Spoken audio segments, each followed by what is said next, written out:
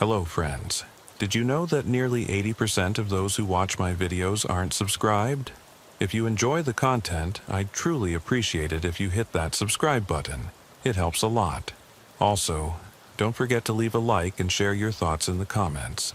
Your interaction not only supports the channel's growth, but also helps these stories reach more people. Thank you all for being here. By the way, where are you watching from? Let me know in the comments.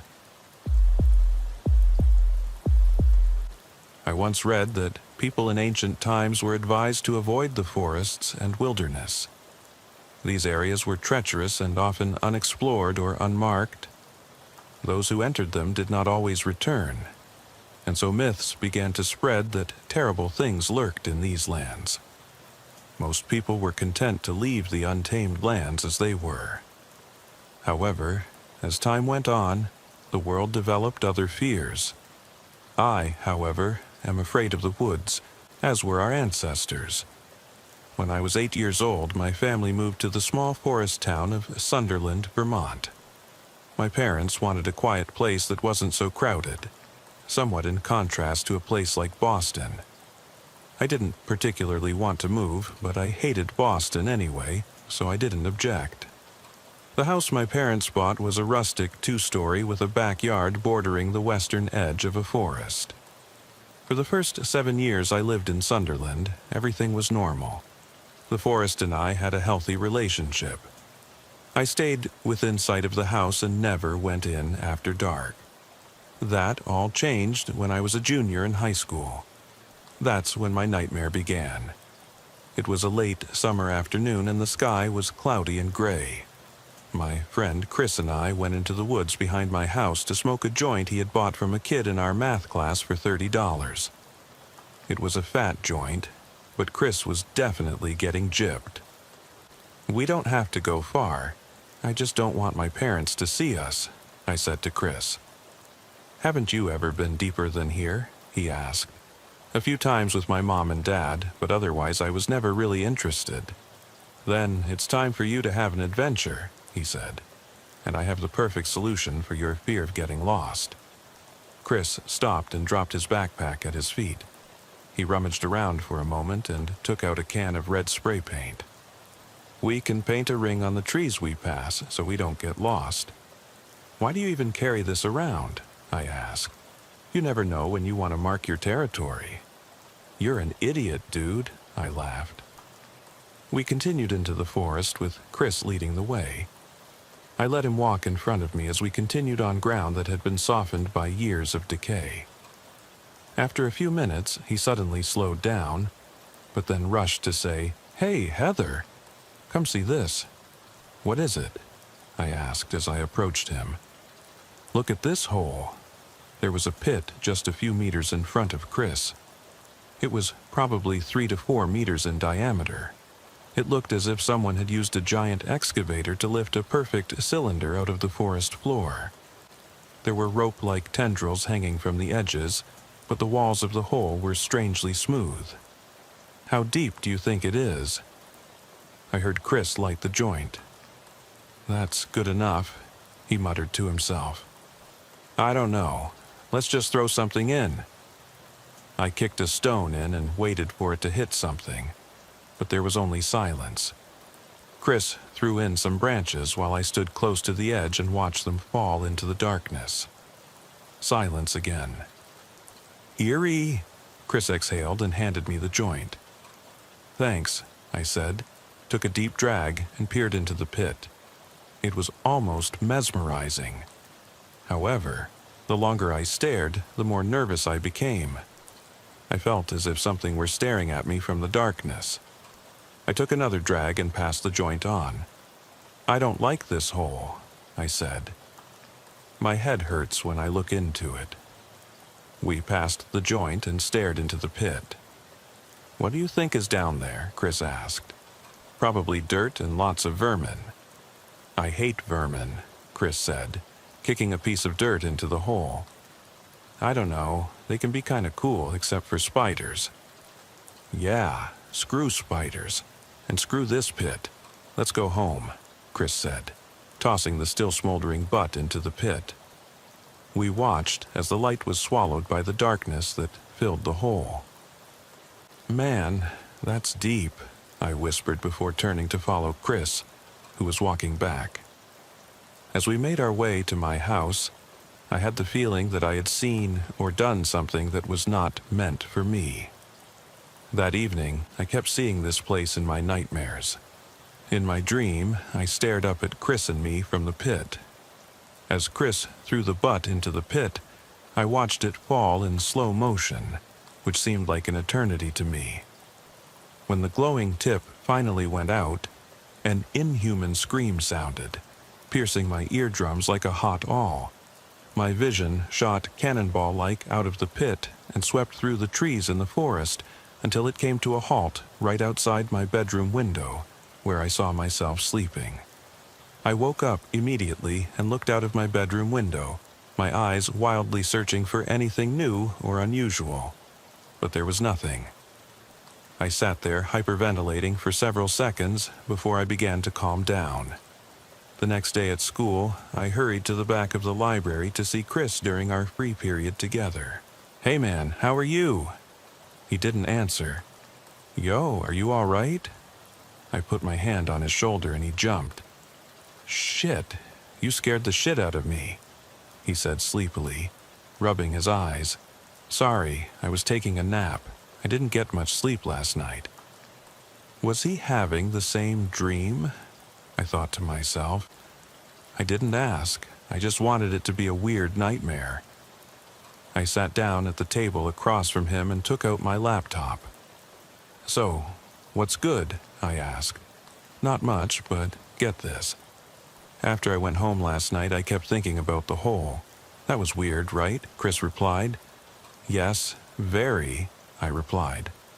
So I decided to do some Googling about really deep pits and came across this thing called Mel's Hole. In the 90s, a guy called this Paranormal radio show and talked about this hole he found that was so deep that even a 24,000-meter-long fishing line didn't reach the bottom. The whole thing could be a hoax, but it got me thinking. How can a hole like the one we found exist? I don't know, but something is definitely not right. And by the way, can we stop calling it the hole? It bothers me to call it that. How about Heather's Hole? It is in your backyard after all. Fuck that, that's gross. I laughed. Something else. How about the circle? It was a perfect circle after all. That's better. Should we go back there later and take a look? Chris asked. Wasn't he afraid of this thing like I was? I don't know, Chris. The circle really makes me nervous. So, what are we supposed to do? Forget about it? Chris said with a hint of frustration. I don't know what I want to do, but... Chris interrupted me. You had a dream too, didn't you? I stared into his eyes. They twitched. Yes. The falling cockroach and then something coming out of the circle, right? Yes, I saw it too. I sat in silence for a moment. Do you want to go back after this? We had the same dream, man. That means something. Nothing happened. As far as we know, we just had scary and really similar dreams. Chris was right. But what if something did happen? Chris scratched his cheek. Then we'll see. All right then, I mumbled. Have you done the homework for Miss Kennedy's class? I had a lot of homework that day after school and wasn't in the mood to mingle, so I decided to spend the evening at home. As I worked on a short story for my American storytelling class, I heard my parents come home from work. I kept typing as I heard footsteps coming up the stairs. They stopped right outside my bedroom door. What's going on? I shouted. There was silence. Mom? I waited for an answer. Dad? Again, silence. I felt a cold shiver run down my spine as I remembered the dream from the night before. I sat frozen in my chair until a heavy pounding on the door made me jump in my seat. I stared at the door for what seemed like hours, paralyzed with fear. After a few minutes, I heard the front door open again, this time accompanied by my parents' voices. I breathed a sigh of relief. I'm just imagining it, I told myself. I opened my bedroom door to feel safer now that I knew my parents were home. With a slight tremor, I resumed writing my short story. Later that night, as I was falling asleep, the same dream I had the night before played out before me. Again, I woke up after seeing myself asleep in my bed, this time shaking and drenched in sweat. I jumped out of bed and closed the blinds. I looked at my alarm clock, 3:02 a.m. Suddenly, I heard slow, methodical footsteps coming up the stairs again. I quickly pushed the mini-fridge in my room in front of the bedroom door and went back to bed, huddled under the covers, staring at the doorknob. Slowly, it began to turn. Go away, go away, go away, go away, I pleaded quietly. There was the sound of something running at the door, and then bang, bang, bang, bang. The door shook one last time, then silence. I stared at the door until I fell back into a restless sleep. The next morning, I was awakened by a loud banging on my door. I jumped. "Heather, open the door," my mom called. I sighed with relief as I got out of bed and pushed the fridge away from the door. My mom opened it immediately. "Why was your door blocked?" I considered telling her the truth, but knew she wouldn't believe me. "I moved my furniture last night and forgot to put the fridge back. Sorry." My mom looked at me exasperatedly. "Okay, but don't put it in front of the door." "What if there was a fire?" "Sorry, Mom." "Come down for breakfast. Dad made waffles." When I arrived at school, I immediately met up with Chris. I think something followed us from the circle. "What are you talking about?" Chris replied. "So, nothing happened to you last night?" "No, why?" "Something tried to get into my room." "How do you know that?" "Just trust me, Chris. Damn it, I'm serious." "Calm down, just tell me what happened." I told Chris everything I had experienced the previous night. "My God, do you think it'll happen again tonight?" "I don't know. Probably. We have to do something." "We don't even know what this thing is or what it wants. What can we do?" "Maybe there's some kind of sacrifice we can make." "I think the fire from the joint woke it up, so there must be something we can do to maybe calm it down." "I don't know. That's what they do in horror movies." "This is real life." "Well, do you have a better idea?" "No, I don't think so." "We should try throwing some meat and jewelry into the hole after school." "That's oddly specific." "What else do demons want? Flowers and mixtapes?" I replied sarcastically. "All right, then, we'll take meat and jewelry. I'll bring what I can to your house around 5 o'clock. "Sounds good." That afternoon, I saw Chris walking down my driveway. "You ready?" I asked him. "Yeah, you?" "You don't look so good," Chris replied. "I don't really want to go back there, but I'd rather fix whatever's going on." We both followed the marked trees to the circle. "Yuck," Chris exclaimed, holding his nose. "Smells like rotten eggs." "Did it smell like that last time?" I asked. I couldn't remember. Definitely not. I peeked over the edge and felt the urge to jump. I stepped back. "All right, let's throw our offerings in." Chris threw some leftover meat he had in the fridge into the hole, and I threw jewelry I no longer wore, some gold, some silver. Nothing happened. "Was that it?" Chris asked. "We won't know until tomorrow." I felt a sense of relief, as if a heavy stone had been lifted from my shoulders. We went back to my place and played video games until Chris had to go home. As night fell, I was restless but hopeful. So far, I hadn't heard anything unusual. When I went to bed, I lay listening to the dark silence, afraid it wouldn't last. To my surprise, it did. I finally fell asleep and didn't wake up until morning. The sacrifice must have worked. When I arrived at school, I approached Chris during our free period. "Hey man, I think we did it." I exclaimed. I don't know about that, Chris replied absently. My heart sank. What do you mean? When I got home last night, my whole house smelled like rotten eggs. I tried to find the source of the smell for about an hour, but at some point I couldn't smell it anymore. So I just went to my room and went on Reddit. Just as I was falling asleep, I heard glass shattering downstairs. I thought it was probably just my cat knocking over a glass or something. But when I went downstairs, the glass from the front door was all over the living room floor. I couldn't see anyone outside, but I had this horrible feeling that I shouldn't go outside. Where were your parents? Out for the evening. They didn't come back until after all this. And then what happened? I didn't go outside.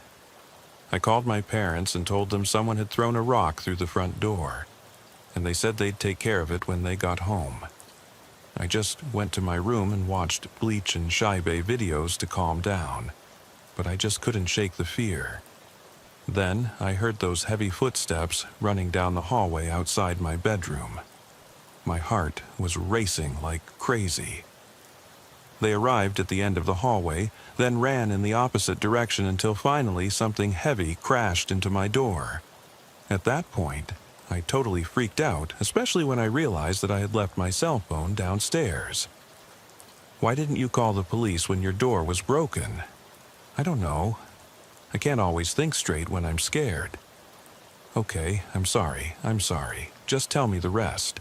Chris sighed. Anyway, I also heard footsteps above me in the attic. Then something started knocking on my window, but I was too scared to open the curtains. Finally, I heard my parents' car driving up the driveway, and suddenly all the noises stopped. It took me a few minutes to calm down, but I told my parents that I thought someone had broken in and might be hiding in the house. They called the police, who came over and did a search. Did they find anything?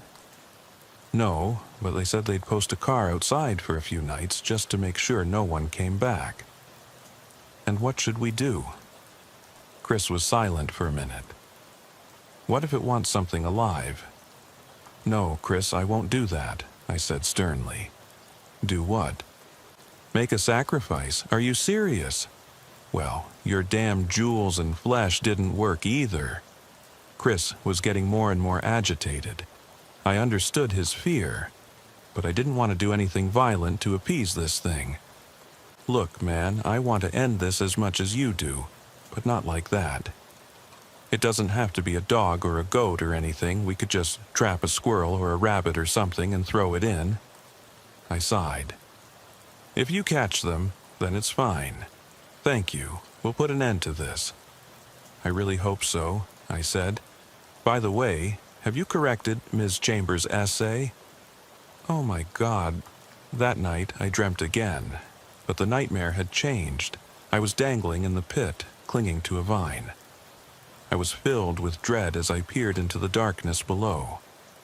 I tried to climb out, but the vine snapped. As I fell deep into the abyss, windows suddenly appeared in the dirt and stone that surrounded me. I could see my family, Chris and Fenster, showing families and children in ancient clothing. The further I fell, the more disturbing the images through the windows became. My eyes filled with tears. I saw people I knew from school crying blood in silence. I saw my parents lying motionless in the backyard.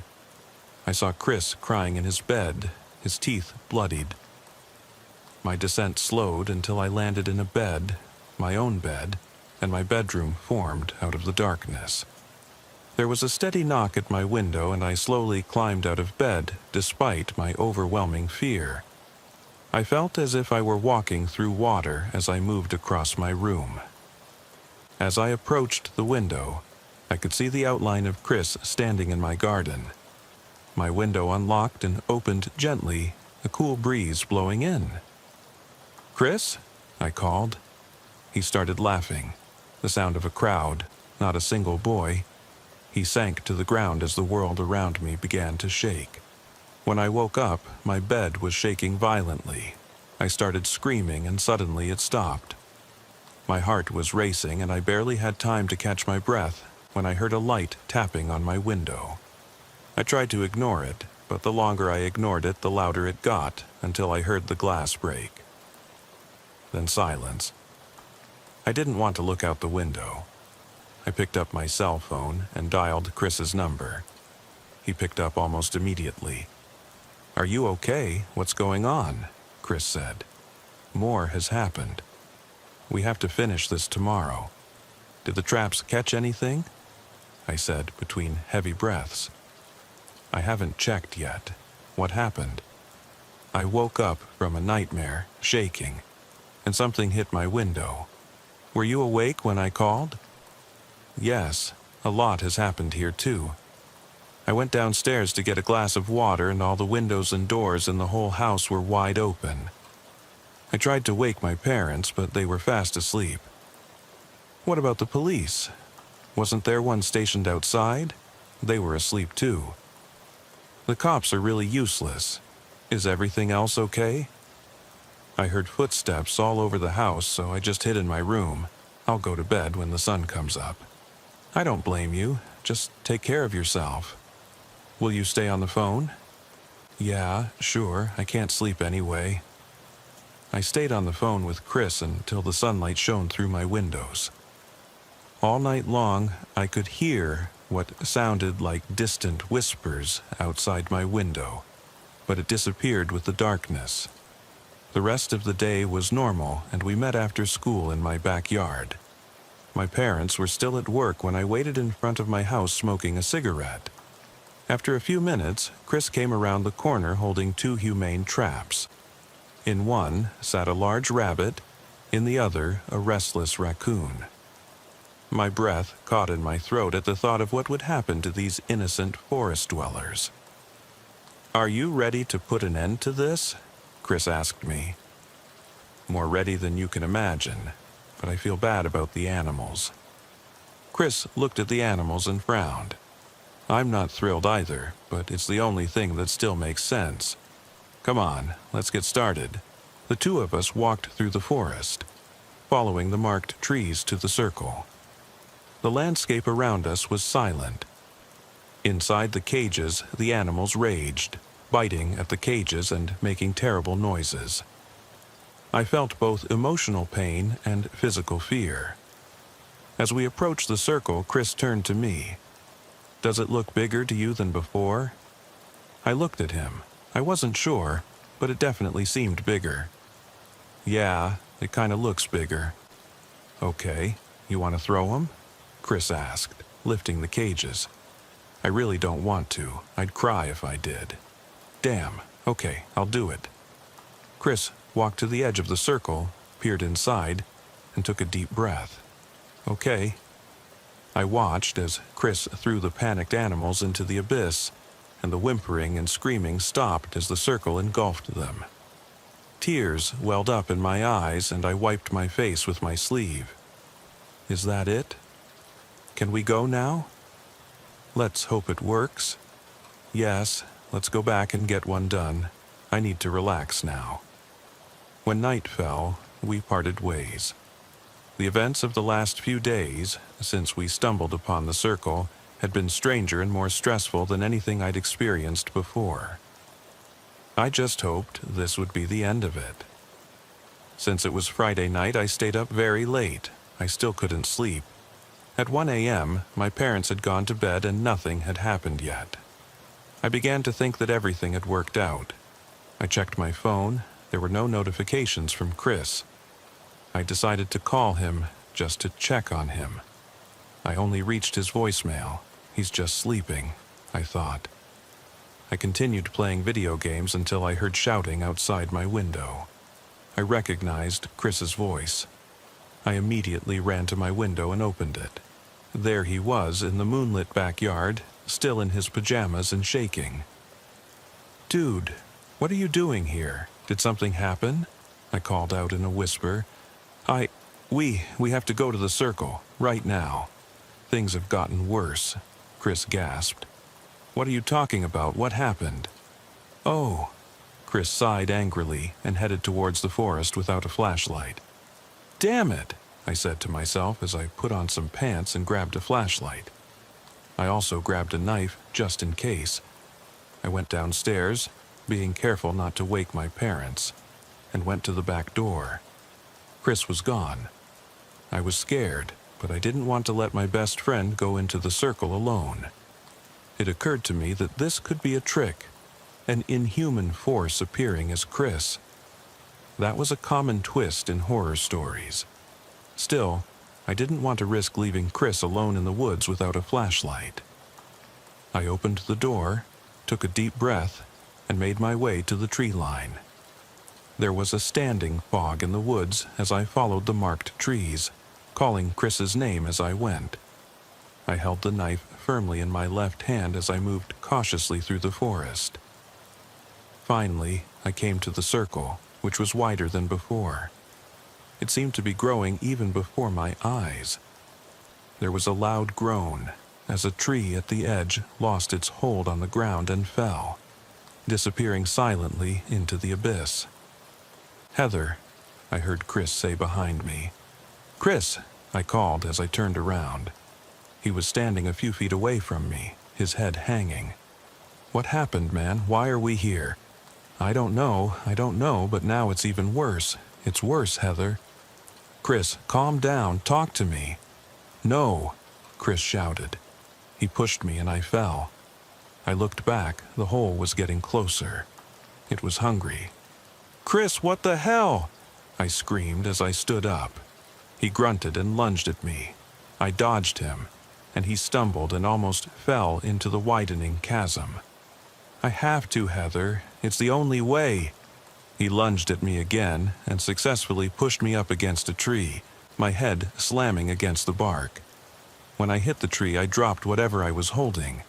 He pushed me harder against the bark as I tried to push him away and push away, but he didn't budge. "I'm sorry, Chris," I shouted, as I brought my left leg between his knees. He went limp immediately as I grabbed the knife next to the tree. "Please calm down and tell me what happened," I said, panting. "I don't want to have to defend myself again." Chris groaned in pain and looked up at me before trying to pounce on me again. I dodged him and clumsily swung the knife. I think it may have torn his shirt, but it all happened so fast. I quickly moved away so I wasn't staring at the widening hole behind me and held the knife up. "Chris, please, stop it," Chris shouted, and lunged at me again. I swung the knife frantically as he approached, landing a blow to his torso. He put his hand to his chest and felt the warm blood seep between his fingers. He looked at me with a look of anger I had never seen before. I was scared before, but now I really feared for my life. "Please, Chris, I don't gamble." I tried to take a step back, but he lunged at me again. I raised the knife and stabbed at him, aiming at a spot that wouldn't kill him. He grunted as the blade of my knife sank into his right shoulder. He took a step back and looked me in the eye. "Heather." He stumbled back again, his foot catching on a stone at the edge of the circle. "Chris, no!" I jumped forward and tried to grab him as he fell backwards, but I was too late. I watched in horror as he disappeared screaming into the abyss. The ground shook as the hole stopped growing. I collapsed on the ground and cried there for several minutes, fear replaced by agony. "Chris, no!" I choked. I had killed my best friend. Although it was self-defense, I couldn't help but blame myself for what happened. I wanted to wake up, but this wasn't a dream. It was a nightmare come true. Too distraught to realize what had just happened, I grabbed my flashlight and stumbled home through the fog. As soon as I got home, I woke my parents and told them everything. They were skeptical, but my father agreed to follow me into the woods after seeing how upset I really was. The fog had disappeared, and I led him along the marked trees until we reached the end. He sighed. "Heather, there's nothing here. It was just a dream." My father sighed. I stared in disbelief at the solid ground in front of me. This was where the circle had been. I could see the stone that Chris had tripped over, and the churned earth where a tree had fallen into nothing. I leaned against a tree, overcome with nausea. "Honey, are you all right?" my father asked, putting a hand on my shoulder. It must have been a dream," I said. I didn't believe it. Everything I had just experienced seemed so real. The circle, the knife, the blood, Chris's screams. It was all etched into my brain. But I didn't want to rationalize it at that moment. We returned home, and I went to bed, although I never fell asleep. I tried to call Chris all night and the following days, but he never picked up. His parents didn't answer the phone when I called their house either. I knocked on their door, but it seemed like no one was home. The following Monday, Chris didn't come to school. Same thing on Tuesday and Wednesday. The police searched his house and found his two parents dead in some kind of bloodbath. The police assumed that Chris had murdered his parents and run away to avoid arrest. But I knew the truth. Chris was dead. I was the only one who knew what had really happened to him. But what could I say? People would just think I was crazy, or that I was covering for my friend. The circle was gone. So was my best friend. But the memories would never fade, nor would the constant struggle to come to terms with what happened and why. Believe me when I say that I have not spent a day in the forest since then. I have been what some might call a wilderness expert for almost 2 decades. I plan my excursions into various forests very carefully to ensure I get out alive.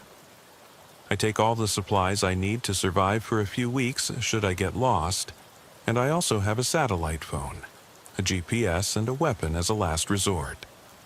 Sometimes getting lost in the woods is part of the fun. That is, if you know what you're doing, of course. The story I am sharing with you today is about a young man who did not take all the precautions I would recommend for a trip into an unfamiliar forest. On my last expedition in the Superior National Forest in Minnesota, I came across a diary hanging on a tree. There were only a few pages left in the diary. The rest had been torn out to be used as kindling, as the author of the diary indicated. The content of this diary is very strange, and I will come back to that later. But without further ado, my name is Anthony Lawrence. I am a college student at Bemidji State University. I don't know the exact date, but I first came here on August 3rd, 2017. I think it's been about 2 weeks now. If you find this journal, you can stop looking for me. I don't have much room left in this journal, so I'll have to try to be brief. About a week before I came here, I got a message on Facebook from a guy looking for healthy young adventurers who wanted to make some money. He said he would give me $1,000 to spend 48 hours in the forest, using whatever resources I had available to survive. Apparently, he was writing some kind of book about survival in the wild and wanted to see what people do to survive in 48 hours. He would provide each participant with a backpack with limited provisions and a GoPro camera to capture the adventure. I used to be a Boy Scout and figured that 2 days in the woods couldn't be that hard. And with that kind of money, I could buy a new gaming chair for my dorm room and have enough money left over for pizza for the whole next semester. I wrote him back and we set up a date to meet. I should bring nothing but sturdy clothing. He said he would provide everything I would need to survive for 2 days in the forest. When I met with him, he seemed like a nice enough guy. He was obviously very wealthy, too, because he dropped me off at my spot in the forest with his private helicopter. During the flight, he explained to me that the backpack was equipped with a GPS tracking device so that he could find and pick me up anywhere after the 48 hours. I thought it was safe to assume that this guy knew what he was doing, considering how much preparation work he had put into this, so I trusted him. He dropped me off and flew away. I spent the first few minutes organizing the contents of my backpack. Inside was a simple pocket knife that I stuffed into a front cargo pocket of my pants for quick access. I got a small diary that I also put in my cargo pants. The rest of the contents consisted of a matchbook with 2 matches, a full water bottle, one of those silver thermal blankets, some rope, and various other items that you would expect to find in a survival kit, but which I doubted I would use. Oh, and of course the GoPro strapped around my chest. There was no map, compass, or any kind of navigational equipment. The idea was presumably that I had gotten lost in the forest and had to survive.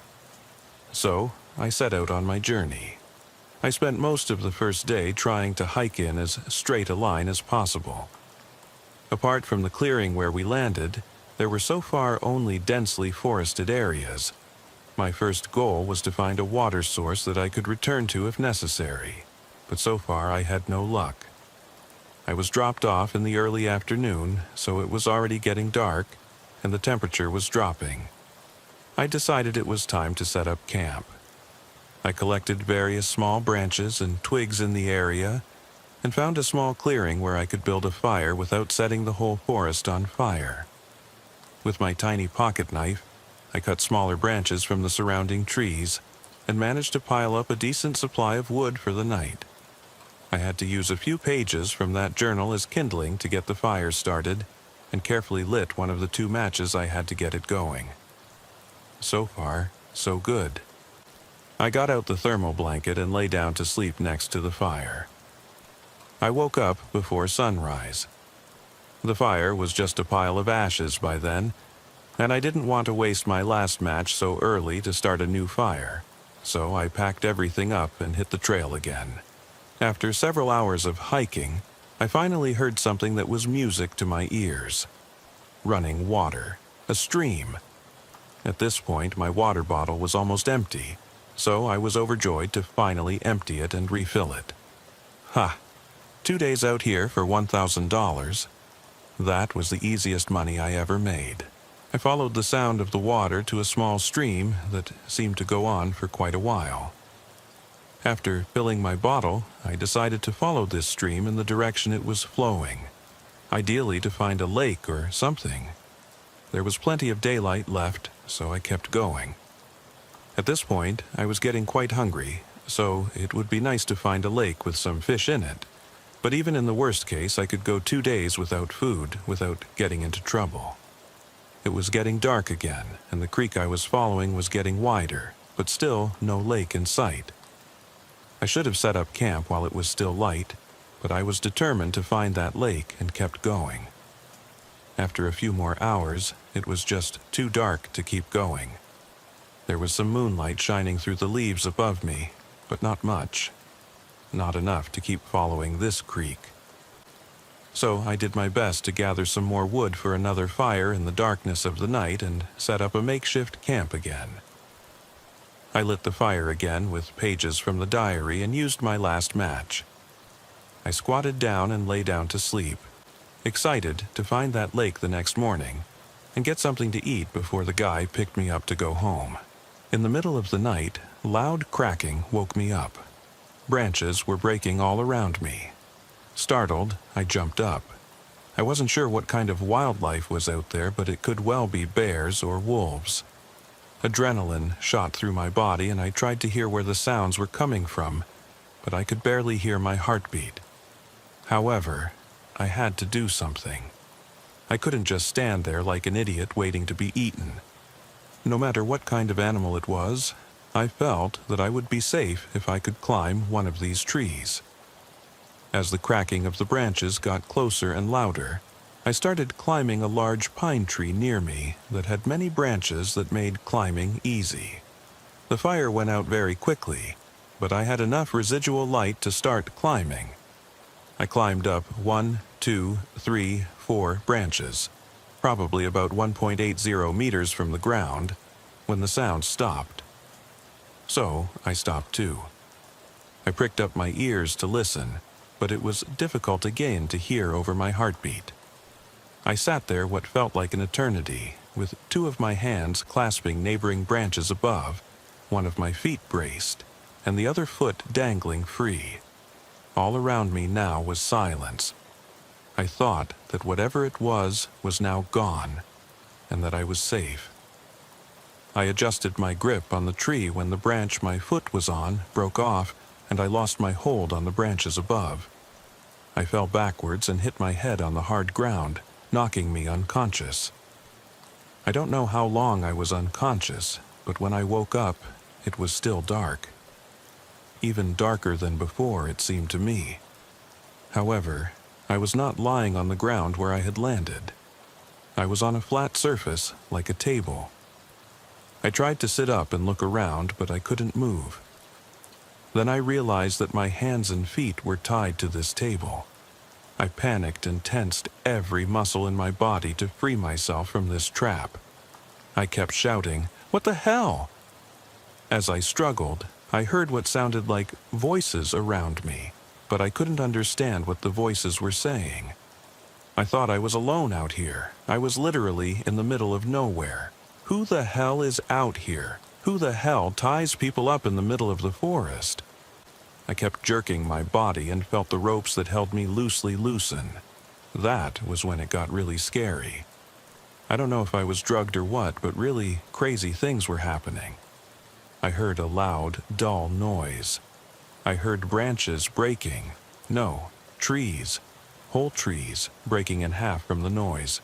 Something was coming closer to me.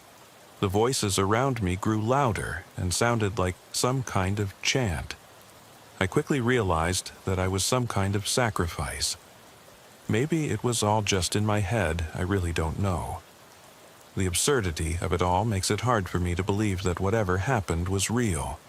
The dull cracking of the wood grew louder and louder until I could see some kind of silhouette in the forest in front of me in the moonlight. It was huge. Whatever it was incredibly big. I freaked out like never before. I screamed while I kept trying to free myself from the bonds that held me down. As I watched the forest being torn down in front of me, the chanting of the voices grew louder. The beast was probably 100 meters away from me when I was able to free one of my hands. My face was a mess of tears and snot from crying, which I hadn't noticed until that moment.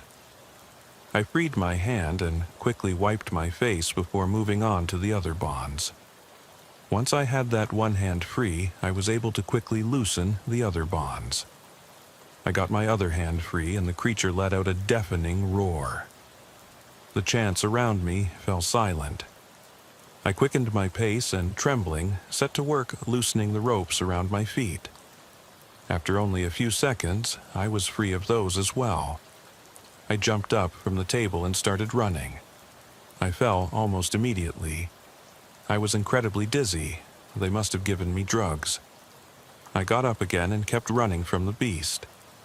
I could still hear the forest being cleared behind me, but I didn't turn around to look. I just kept running, struggling to overcome the dizziness and stay upright. Whatever this thing was, it was either very slow, or it just didn't care enough to chase me. After a few minutes of running, I couldn't hear the creature, the cracking of the trees, or the singing voices anymore. But I didn't stop. I couldn't stop. Even if the creature wasn't pursuing me, it was likely that the source of those voices wouldn't let its victim get away so easily. Finally, I saw the sun rising on the horizon and figured I had run long enough. I stopped, leaned against a tree, and collapsed to the ground.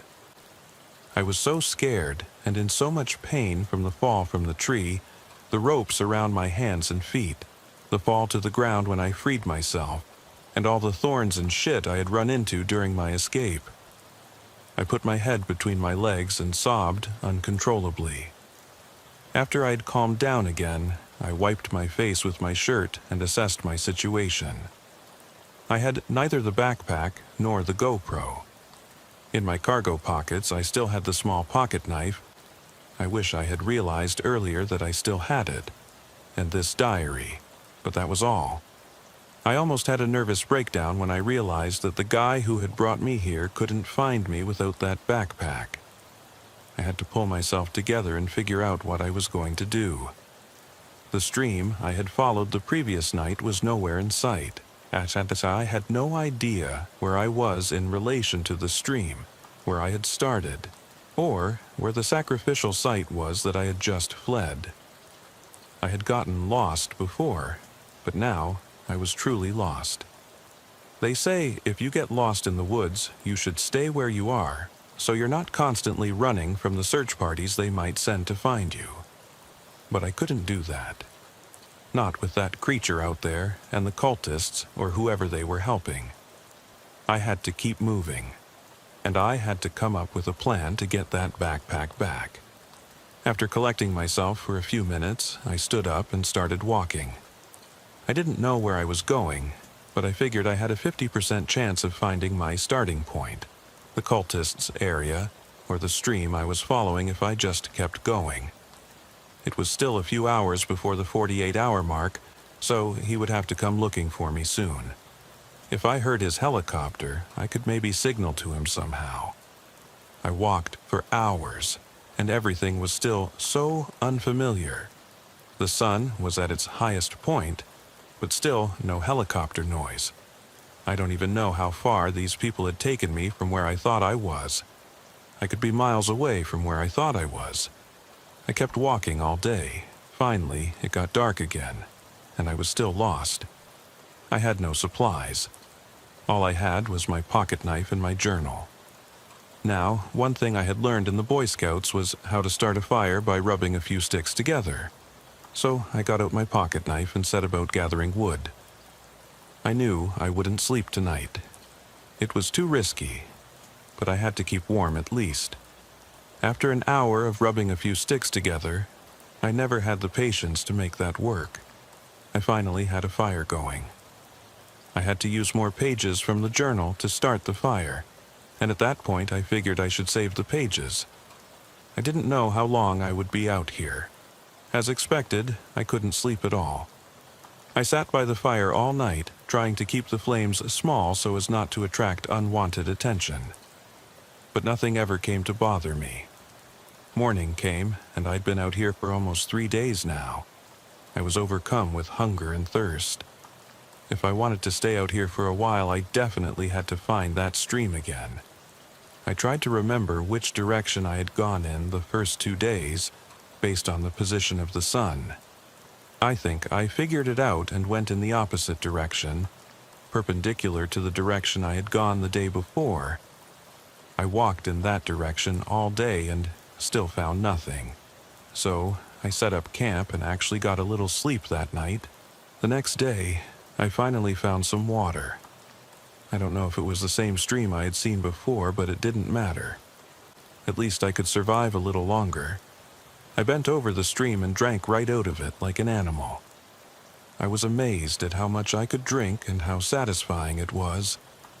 I used some of the water to wash my face and feet and set out to follow the stream to its source. I followed this stream for several days. I didn't want to stray too far from it, as it was the only thing really keeping me alive. Eventually, however, I came across a larger section of the stream where I saw several frogs and tadpoles.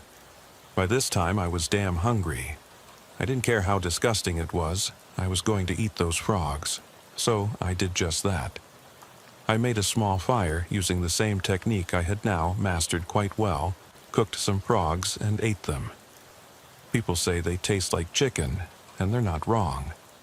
I followed the stream for the next few days, and it got wider. I started to think that I had found my way back, and my theory was confirmed when I saw the ashes from my second night's fire. Fortunately, this time I had daylight to work with. This is where I fell out of the tree, and they took me somewhere.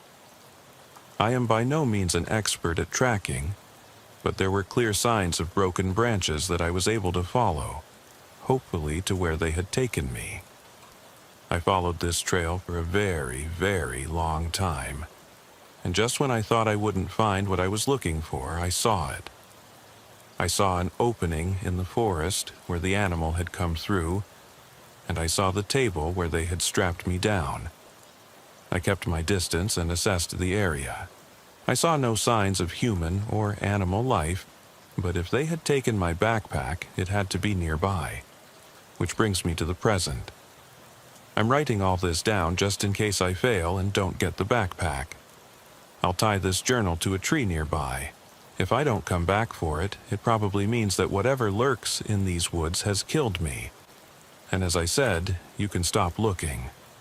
Whatever that thing was, if it wasn't my imagination, I have no doubt that it could kill me without much trouble. If you're reading this, I'm definitely dead.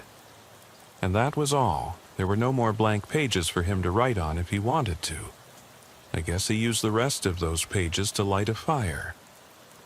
I looked around the area where I found the diary for any evidence of his encounter, but I don't see any holes in the forest that could have been made by a large creature, nor do I see any table that he could have been tied to. As far as I can tell, there's no evidence that any of this actually happened. The date he had written was 2 years ago, so I did some research. As I mentioned earlier, there was something really strange about the whole thing, and I'm not talking about the creature he described. It's likely that the banging on his head had confused him, and his mind filled in the blanks with something that didn't actually happen. I Googled him first and found a missing persons report from August 2017. So he definitely existed, and this wasn't just some kind of prank diary that someone had left in the forest. Then I searched for him on Facebook. His last Facebook post just said, "Going camping for a few days, won't have cell reception.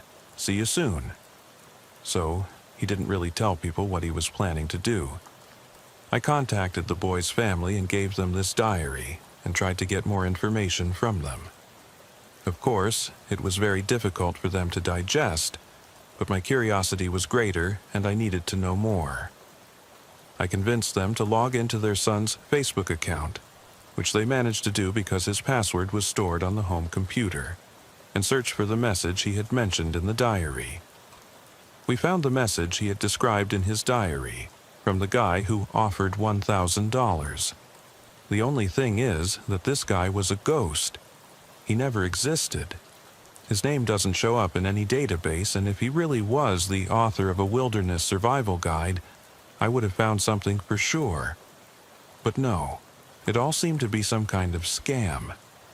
Whoever this guy was, he actually convinced this kid to go into the woods alone, promising to pick him up after 2 days, probably with no intention of actually keeping the promise. How many kids did he do this to? Was there actually some kind of cult he was working with and sacrificing victims to? Well, hopefully the police can find out something. I doubt I'll ever hear about the results of their investigation, but I really hope they find this guy. I'll give you a little advice. Never go into the woods alone, especially not without any communication or navigation equipment. And for heaven's sake, tell someone where you're going. The scream echoed through the forest, raw and cutting, slicing through the suffocating silence like a knife. It wasn't just fear. It was something primal, desperate, a sound that seared itself into the soul. "Sarah!" Josh shouted in a cracked voice as he ran towards the sound. The rest of us stood frozen, the trees around us acting as a living wall. I wanted to call out, to tell him to stop, but my throat was like it was tied shut, the words trapped behind a rising tide of panic. My eyes flicked to Nate, hoping that he had a plan, but he was pale and shaking, his hand clenched around the knife he had pulled from his backpack. Then we heard it again. "Help me." The voice was weak, broken, but unmistakably Sarah's. It came from somewhere deep in the forest, where the shadows swallowed everything. But something was wrong. "It's not her," Nate whispered in an almost inaudible voice. Josh didn't stop. He disappeared into the darkness, the undergrowth crunching and cracking in his wake. I took a step forward, and every instinct screamed at me to stop. "Josh, wait!" The forest didn't answer, but something else did. A low, throaty growl boomed through the trees, followed by a wet, tearing sound that turned my stomach. And then silence. A heavy, suffocating silence that enveloped us like a shroud. 3 hours earlier, we didn't even know the side trail existed. We laughed carefree, and our biggest concern was whether we had enough water for the round. The forest felt alive, as forests do. Birds chirped, leaves rustled. Sunlight penetrated in golden rays through the canopy. Josh spotted the path first. It wasn't really a path, more of a faint gap between the trees. The undergrowth trampled just enough to suggest someone, or something, had recently passed through there. "Shortcut," he said, grinning and pointing. "It'll get us back to the car faster." I hesitated, staring into the shadowy thicket. Something about it felt wrong, but I couldn't explain why. The others didn't share my concerns. "Come on," Sarah said, brushing past me with her phone in hand, already snapping photos of the moss-covered trees. What could possibly go wrong? In retrospect, I wish I had stopped her. I wish I had turned around and taken the main path back to safety. But instead, I followed them as my stomach turned as we stepped into the unknown. It wasn't long before the forest changed. "This saves an hour on the round trip," Josh said, peering into the shady thicket. "Trust me."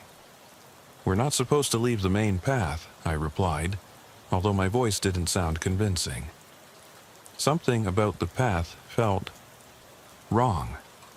It wasn't exactly overgrown, but it also didn't look like anyone had used it in a while.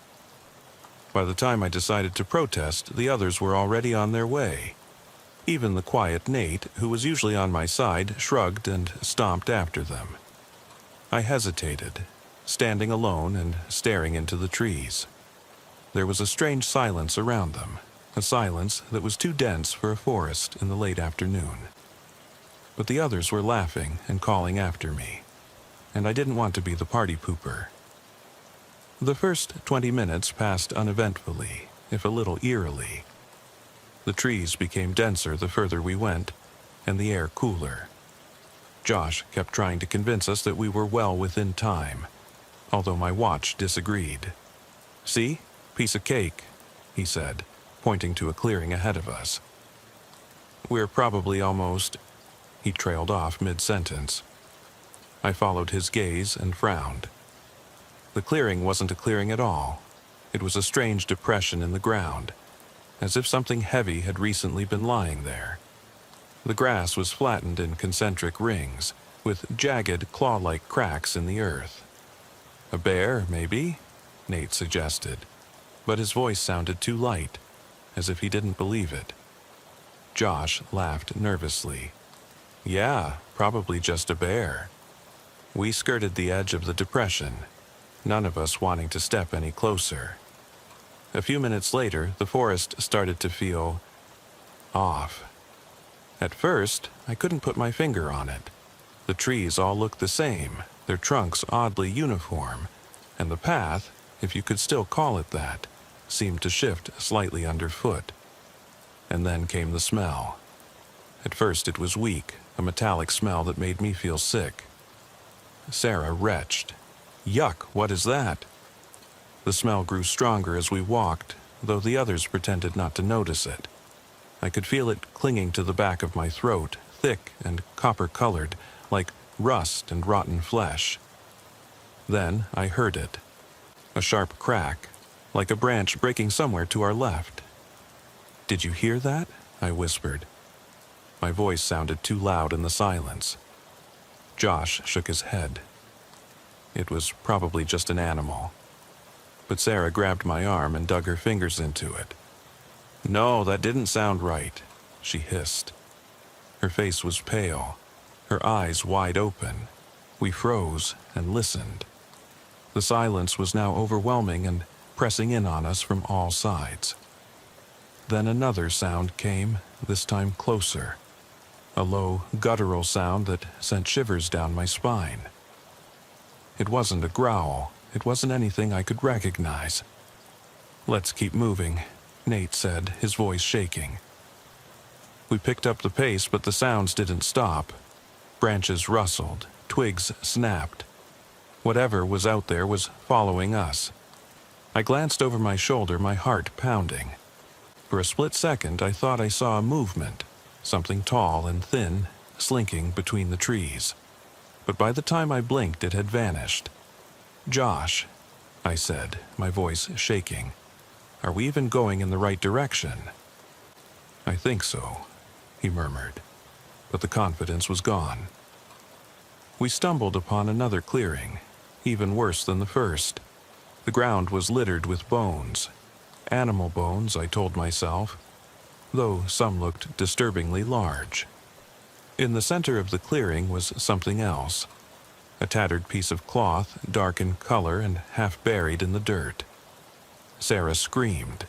Before I could stop her, she ran back into the trees. "Wait!" I called, but she was already gone. The three of us stood paralyzed until we heard her scream again, this time further away, muffled and abruptly interrupted. And then we heard it. A voice. It came from the trees, soft and plaintive. "Help, please. I'm hurt." It sounded like Sarah, but it wasn't her. Josh didn't wait. He followed the voice, crashing through the undergrowth like a wild animal. "Josh, stop!" I shouted, but he didn't even look back. Nate and I hesitated for a moment, staring at each other wide-eyed before the silence engulfed us again. We couldn't just leave him, or Sarah. My legs moved before my brain caught up, pulling me forward into the dense, suffocating forest. Nate followed close behind me, breathing in gasps. That didn't sound right, he whispered as we ran, his words spilling out of him as if he were suffocating on them. That wasn't her. I refused to believe that he might be right. The voice came again, now weaker, trembling. "Please, help me." It sounded exactly like Sarah, but something was wrong, like a recording played on a distorted tape. The pitch fluctuated slightly, too high, too low, stretching and compressing in a way that a human voice shouldn't. Josh's desperate calls overlapped it. "Sarah, where are you? Keep talking, we're coming." He was ahead of us, his shape barely visible through the dense trees, moving faster than was possible. The forest felt wrong, now more than ever, as if the trees were closing in and their bony branches were reaching for us. The path we had been on had vanished, replaced by uneven ground, littered with stones and gnarled roots that snagged our feet. Then we saw him. Josh was standing motionless in a small clearing, his back to us. The air here was different, heavier, suffocating. A faint mist hung in the air, caressing his legs like pale, groping fingers. "Josh," I called, my voice trembling. He didn't move. Nate grabbed my arm, his grip like iron. "Don't," he whispered. "Josh!" I called again, louder this time. My voice cracked and echoed unnaturally through the trees. Finally, he turned around, and my heart dropped into my pants.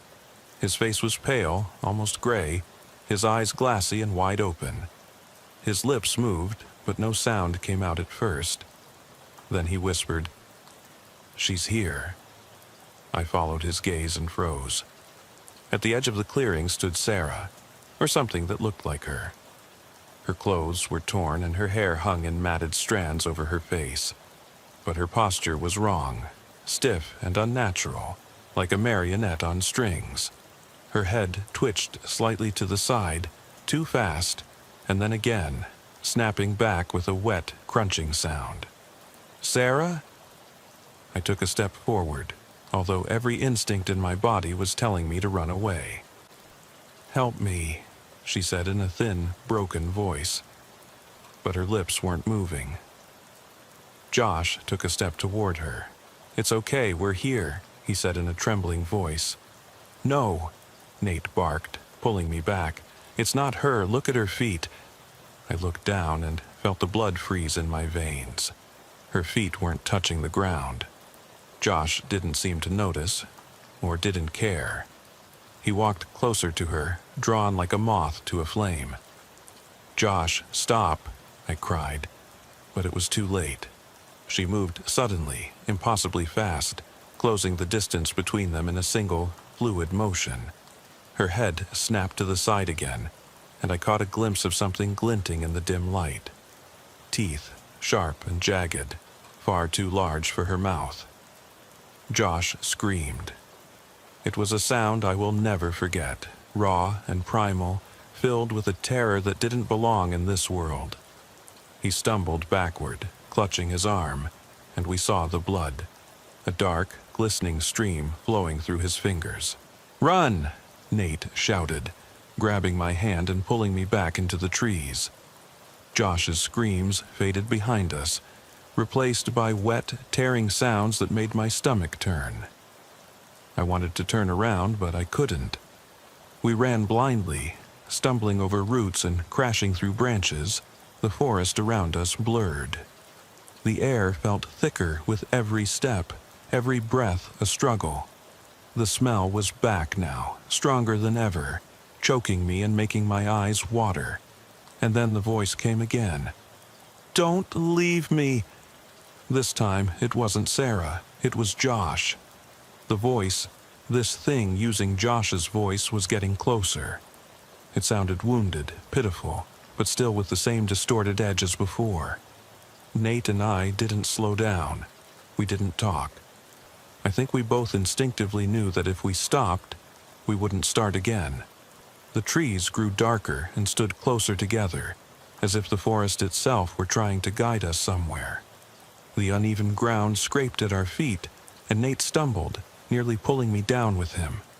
I pulled him up, and we both breathed heavily as we continued on until the forest suddenly opened up into another clearing. It was wrong. All wrong.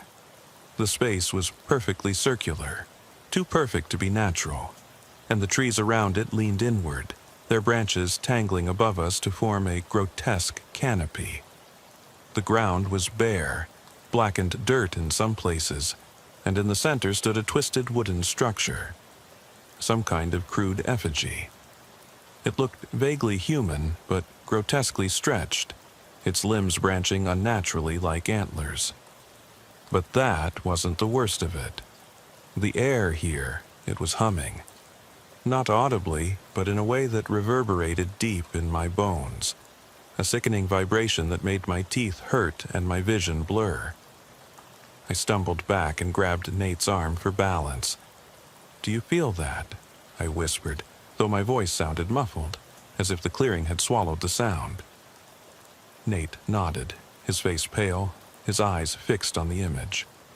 "We have to go," he said in a low, urgent voice. "Now." We turned to leave, but the forest behind us had vanished. Or rather, it had changed. The trees were no longer the tall, straight pines we had been walking through. These were older, gnarled trees, their trunks impossibly thick, and their branches twisted into unnatural shapes. The path we had come from had vanished, replaced by dense thicket that seemed to move and twist when I wasn't looking directly at it. Nate took a shaky step forward, but I grabbed his arm. "Wait," I whispered. That's when I saw it. Between the trees, right at the edge of the clearing, something was watching us.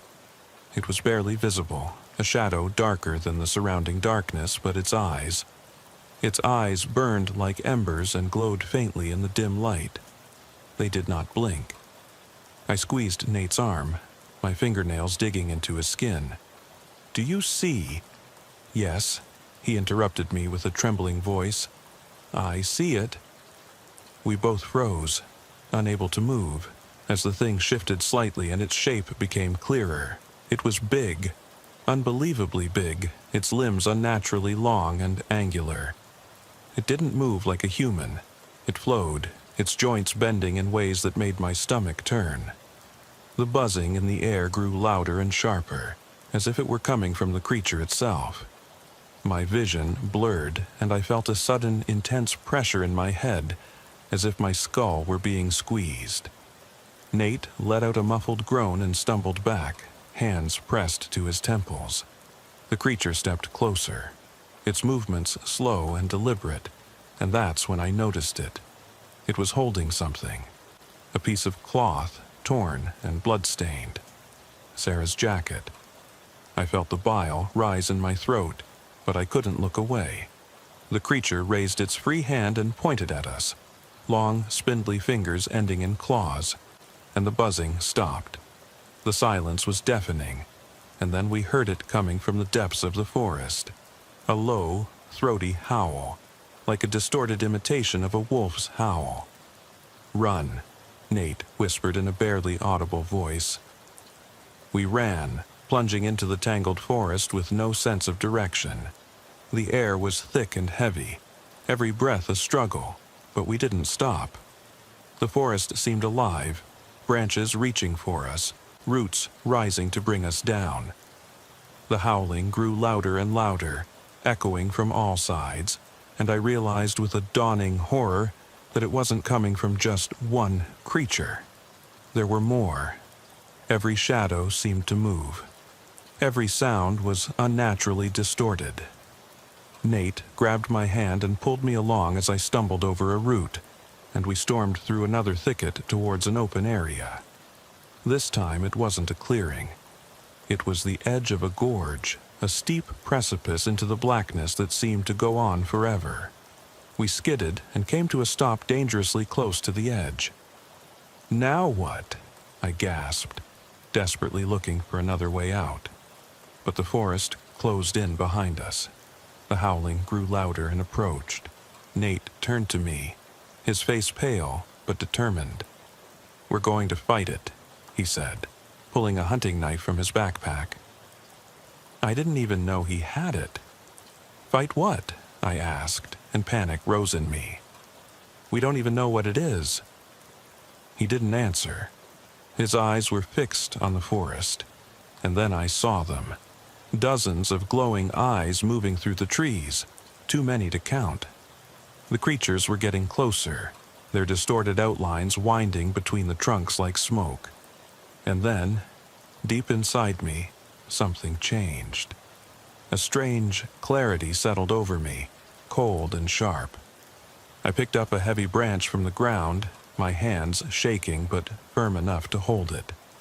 If this was the end, we wouldn't go down without a fight. Nate's knuckles were white as he clutched the knife, his breath coming fast and shallow. I held the branch in front of me as if it could actually do something against whatever this was. The glowing eyes came closer, their light reflected by something smooth and wet.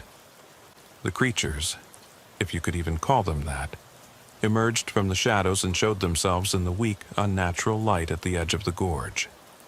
They didn't have a uniform shape. Some were large and incredibly thin, their elongated limbs ending in razor-sharp claws.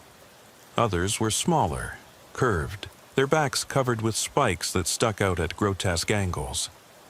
Their skin, or whatever passed for skin, it was stained and rough, as if it had been peeled off and poorly sewn back together.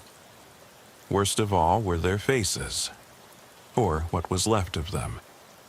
What should have been facial features were hollow indentations, blurred shadows, or pulsing masses of flesh. The hum returned, louder than ever, vibrating through the ground and into my chest. It wasn't just noise, it was pressure, drilling into my skull and distorting my vision. My grip on the branch weakened, my arms shaking as if the noise was draining my strength. Nate took a step forward and raised the knife. His voice was a hoarse whisper. "Stay back." The next creature tilted its head curiously and then opened its mouth. There was no sound, but I could feel it. A tangible wave of fear washing over me. Its mouth was a gaping maw of jagged teeth, moving and rearranging like something alive. Another animal came closer, faster than I could follow, its spindly limbs scuttling like a spider's. It lunged at Nate, and he swung the knife wildly, striking it in the torso. A thick, black pus spurted from the wound, hit the ground with a hiss, and filled the air with the stench of burnt hair. The creature screamed. an ear-splitting, unnatural sound that didn't stop when it should have. The others reacted, their guttural cries merging into a deafening cacophony. "Run!" I shouted, grabbing Nate by the arm and pulling him away from the approaching swarm. But there was nowhere to flee to. Behind us was the steep gorge, and the creatures were approaching from all sides. My mind raced, every instinct screaming at me to do something. But what could I do? The hum became sharper, more insistent, until I thought my skull might burst under the pressure. And then, as if responding to an invisible signal, the creatures stopped. Each of them froze, their heads turning in unison towards the center of the clearing. I followed their gaze, and my heart sank. The ground beneath the image moved. The blackened earth broke open and bulged as if something were pushing up to the surface. Long, spindly fingers, no, roots, broke through the earth and writhed as if they were alive. The image itself began to writhe and twist, its wooden limbs splintering as something massive and wrong pushed out from within. It wasn't just one creature, it was all of them. Dozens of limbs, faces, and bodies merged into a writhing, pulsating mass that defied reason. Eyes blinked open on the surface, too many to count, and each stared directly at us. The air grew colder, the pressure more intense, as if the thing was sucking the life out of the forest itself.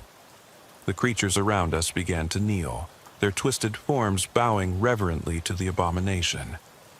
I wanted to scream, run, do anything, but my legs were nailed to the ground, my body paralyzed by the sheer wrongness of what I saw.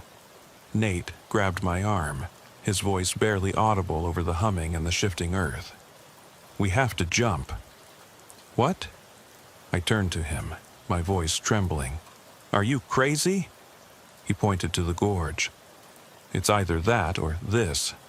The creature in the clearing let out a low, booming growl that sent a shiver down my spine. One of its massive, root-like limbs stretched out towards us, stretching incredibly wide. I didn't think. I couldn't. I grabbed Nate's hand, and together we leaped into the darkness. For a moment, there was nothing but the rush of air and the pounding of my heart. Then we hit water. Icy, bone-chilling water that took my breath away. The current was strong, pulling us along like rag dolls. I fought my way to the surface, gasping for air and catching a glimpse of Nate struggling to keep his head above water in front of me. The walls of the gorge were high, the trees above them silhouetted in the dim light of the moon. The creatures did not follow us. Whatever horror we had left behind seemed to be tied to the forest, unwilling, or unable, to chase us into the depths. It seemed like hours before the current slowed and deposited us on a rocky shore. I crawled out, coughing and shivering, onto the slippery stones and collapsed next to Nate. Neither of us said a word for a long time. Finally, he broke the silence. "What the hell was that?" I shook my head, unable to answer. The memory of the thing in the clearing, the way it moved, the way it looked at us, was seared into my mind. But even worse than that was the feeling, the certainty that it wasn't over yet. We had escaped the forest, but something told me that we hadn't left it behind us. Not entirely. My wife and I recently purchased a log cabin deep in the woods of northern Minnesota. Actually, it was just 6 months ago. I was never much of a nature person, having grown up in a fairly large city in southern Minnesota and rarely seeing the great outdoors, as I heard many people refer to it. My wife, on the other hand, is a woman who loves the land. Having grown up miles from my hometown and surrounded by forests and farmland her whole life, I don't think there's a single city slicker in her entire body. Nevertheless, I somehow managed to convince her to buy a house with me in a small town, with the stipulation that, if finances allowed, we would buy a cabin where we would spend half the year, and, well, Unfortunately for me, she reminded me of that promise. My wife decided that the 6 months she wanted to spend in the cabin would be from October through March. Why anyone would choose to move further north during the 6 coldest months of the year to the damn ice capital of the central United States is beyond me, but my wife insisted. "Please, James," she had begged, "you know that my favorite seasons are fall and winter." And she was right. I knew that. When she was growing up, she loved watching the leaves change color in the fall, and the first snowfall was always magical for her. After some more begging, I gave in. "All right, but don't slide closer to me if you freeze your ass off at night," I replied, with a slight smile creeping onto my lips. A big, childlike smile spread across Samantha's, or Sammy, as I affectionately called her, face when she heard my answer.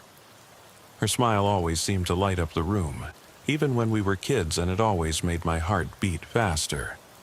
"Better not smile like that when we get up to the cabin. You might scare away all the game," I grinned. Her smile turned into a half-offended, half-amused grin as she patted me on the arm. "You asshole." I chuckled softly at the memory as I drove down the winding dirt road through the forest. Sam turned her head to look at me. "What's so funny?" she asked, raising an eyebrow slightly. "Oh, nothing. Just laughing at myself," I said, shooting her a glance. She rolled her eyes as a growl echoed in her throat.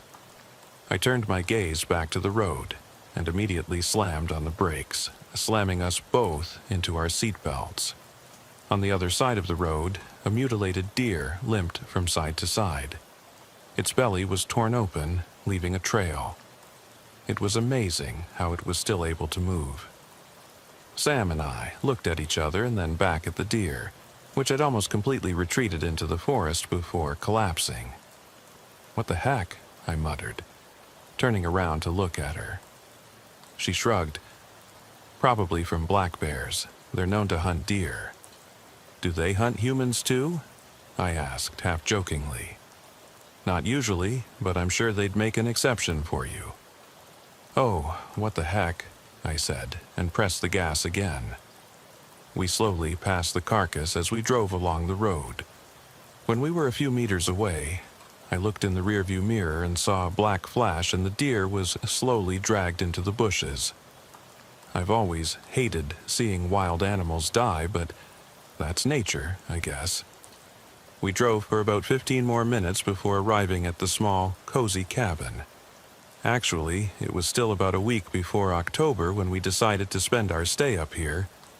But since it was our first time, we decided to come a week early to get settled, and so I could look around for possible work for our time up here.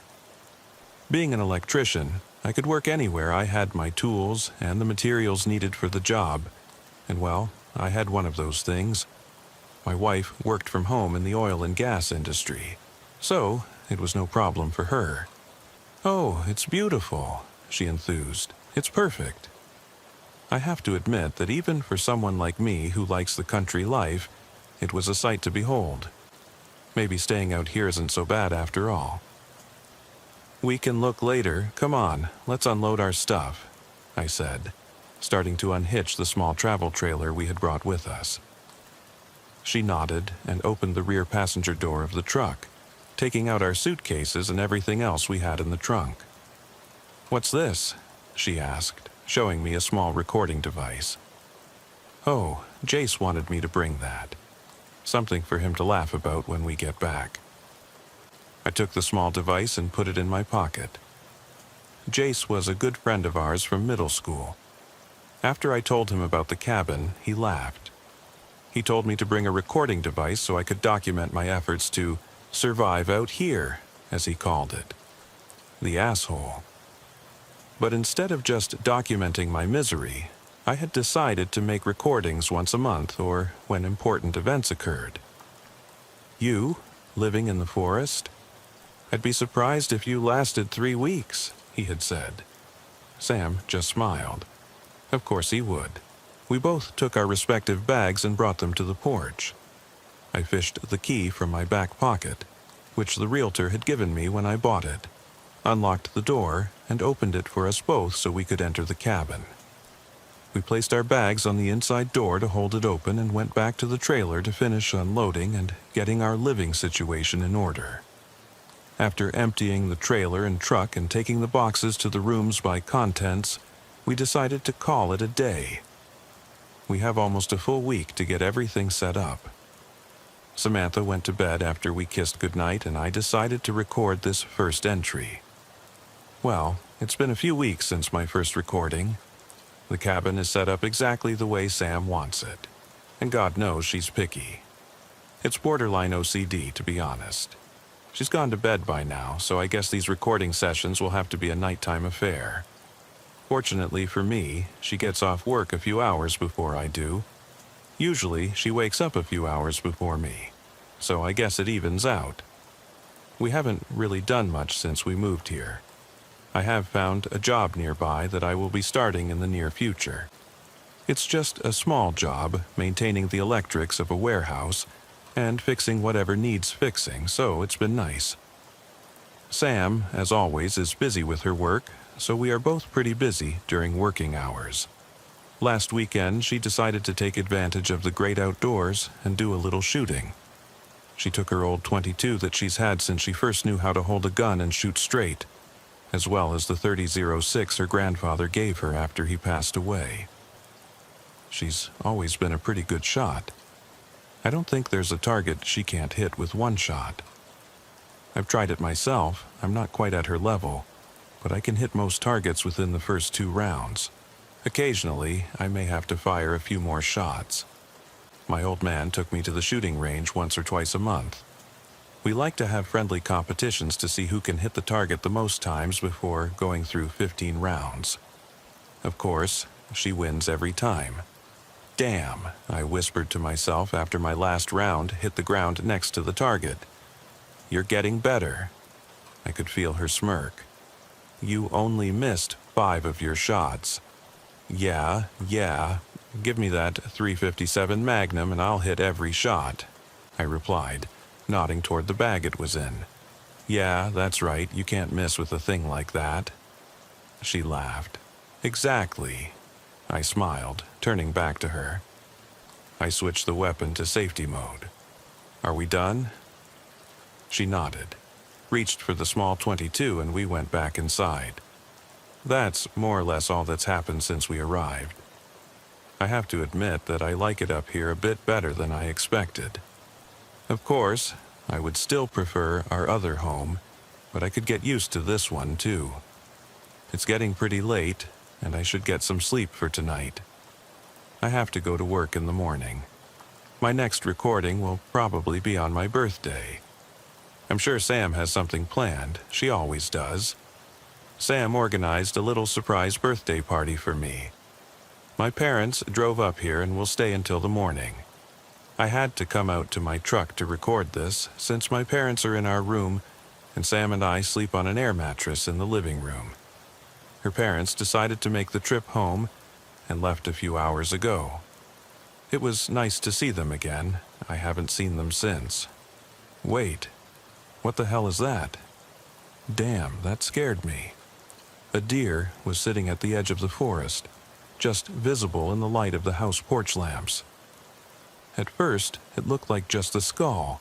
I thought it was just sitting on a post, left there as some kind of crazy housewarming gift, but it turned its head and disappeared. Must have just been a trick of the light, or I'm just tired. I'll call it a day and head inside. It's getting pretty cold now that it's later in the year and winter is approaching. Well, Jace, you wanted me to record how I survive out here. So I'm going to make you listen every damn minute I have something to say. Since the night I saw the deer, it smelled pretty bad.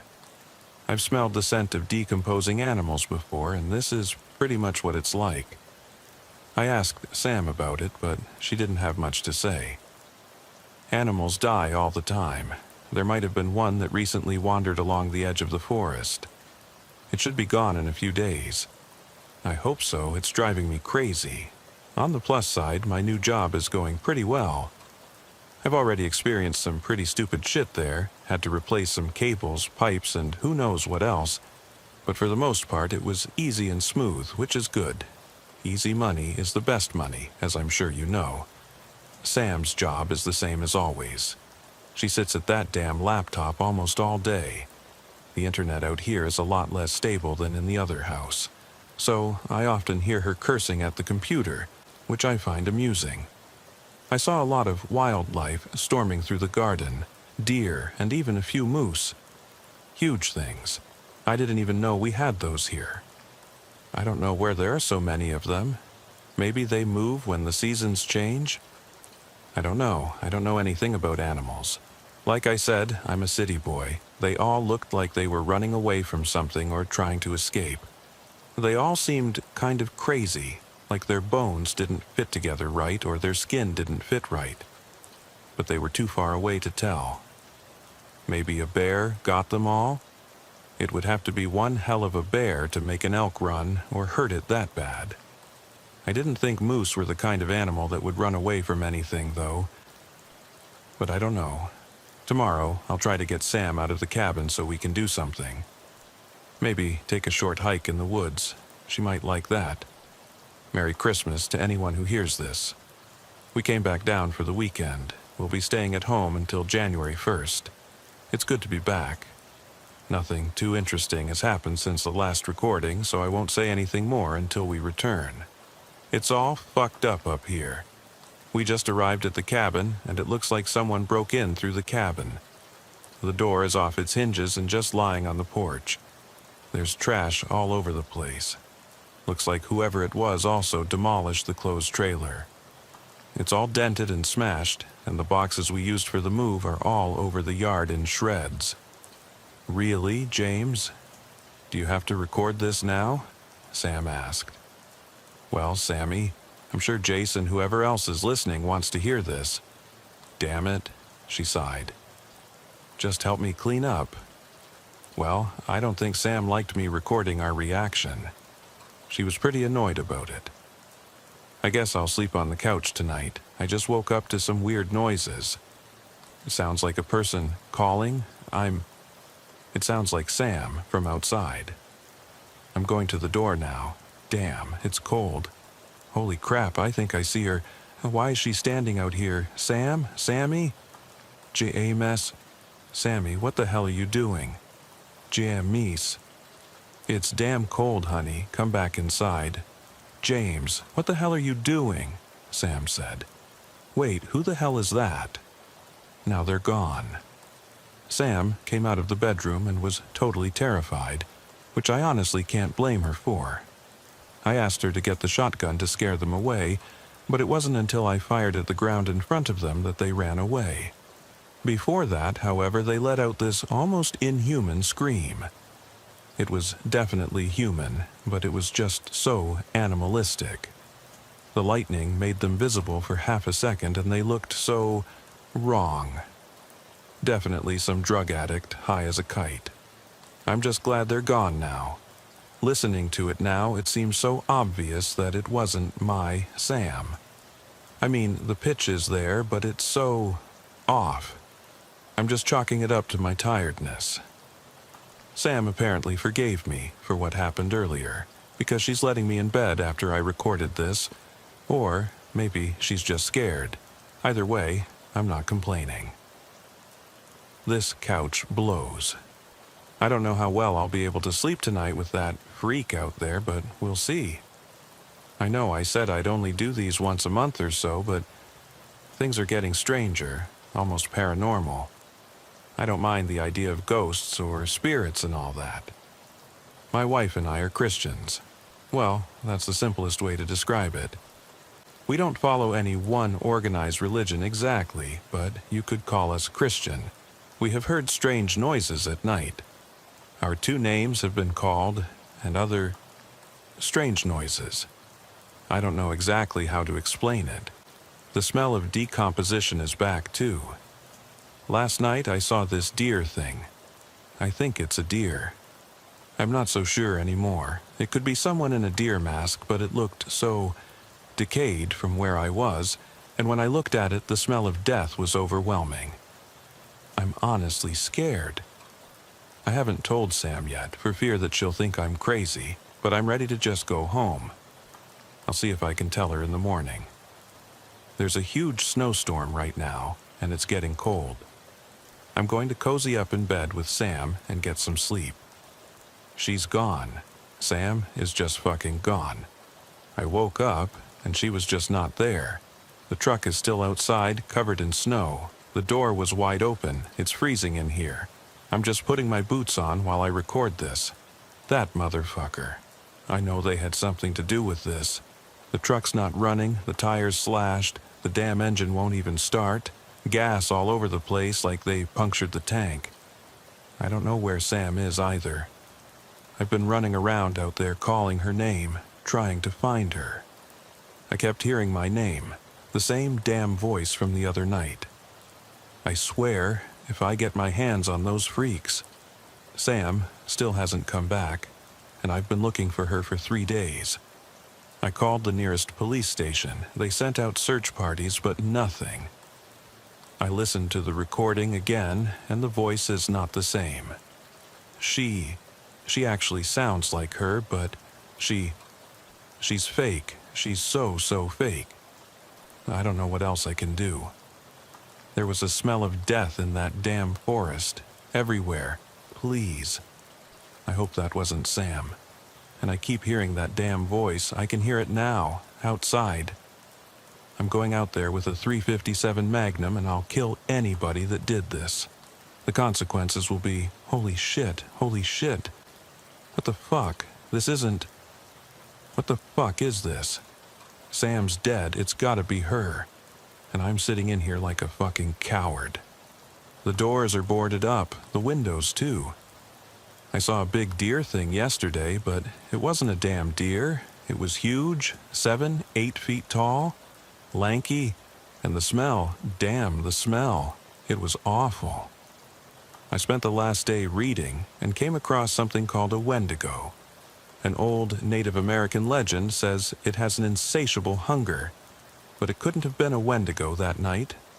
I saw a person, I know it. It had to be. They came back last night. I heard them call my name and try to imitate my wife. My poor wife. We should have stayed home.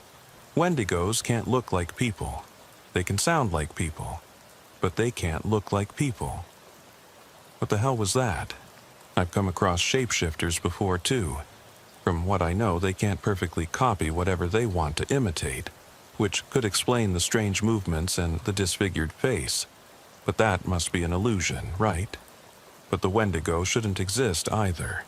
Besides, shapeshifters would surely imitate more than just one thing, wouldn't they? Not just one. The animals. The animals I kept seeing running through the garden were all deformed too. Oh, shit. Drizzle falls lightly on the leaves around us. The smell of pine in the air as we, my grandfather and I, creep through the undergrowth. I run my tongue over my teeth and focus. I raise the rifle a little higher. A Nosler. A gun of a much higher quality than I should be using. This thing is wasted on me. I'm a pathetic hunter. I'm not even sure I'm okay with it, to be honest. With hunting, I mean, ethically.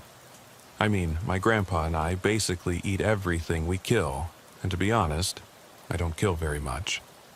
A lot of my shots are intentional misses. I only do it to spend time with him. He's a fascinating man, and the guy likes to take me into the woods, so I just go along with it, that's fine. It's good time that I luckily have, but we are stalking a pair of deer right now. Big animals, too. I'm pretty sure the animals know we're here, but you can get surprisingly close, provided you don't really give any sign that you're trying to shoot them. Stay down, Robbie, he mutters with his mouth half open. Go around the bush on the right, then you have a clean shot. Shoot when you're ready. I like my name. It was named after the man next to me, as luck would have it. Robert. He is Robert the First, and I am, of course, Robert the Second. I nod and sneak into position. taking careful aim as instructed. I see a thumbs up out of the corner of my eye and fire. I miss. The shot echoes through the forest and birds fly up from a nearby tree. The deer turn in panic and try to flee. "Damn it," my grandpa mutters, rising from behind the bush, taking his rifle and firing a quick shot. My ego is somewhat soothed by the fact that he also misses, and we both watch as the deer disappear into the undergrowth and the shade of the forest.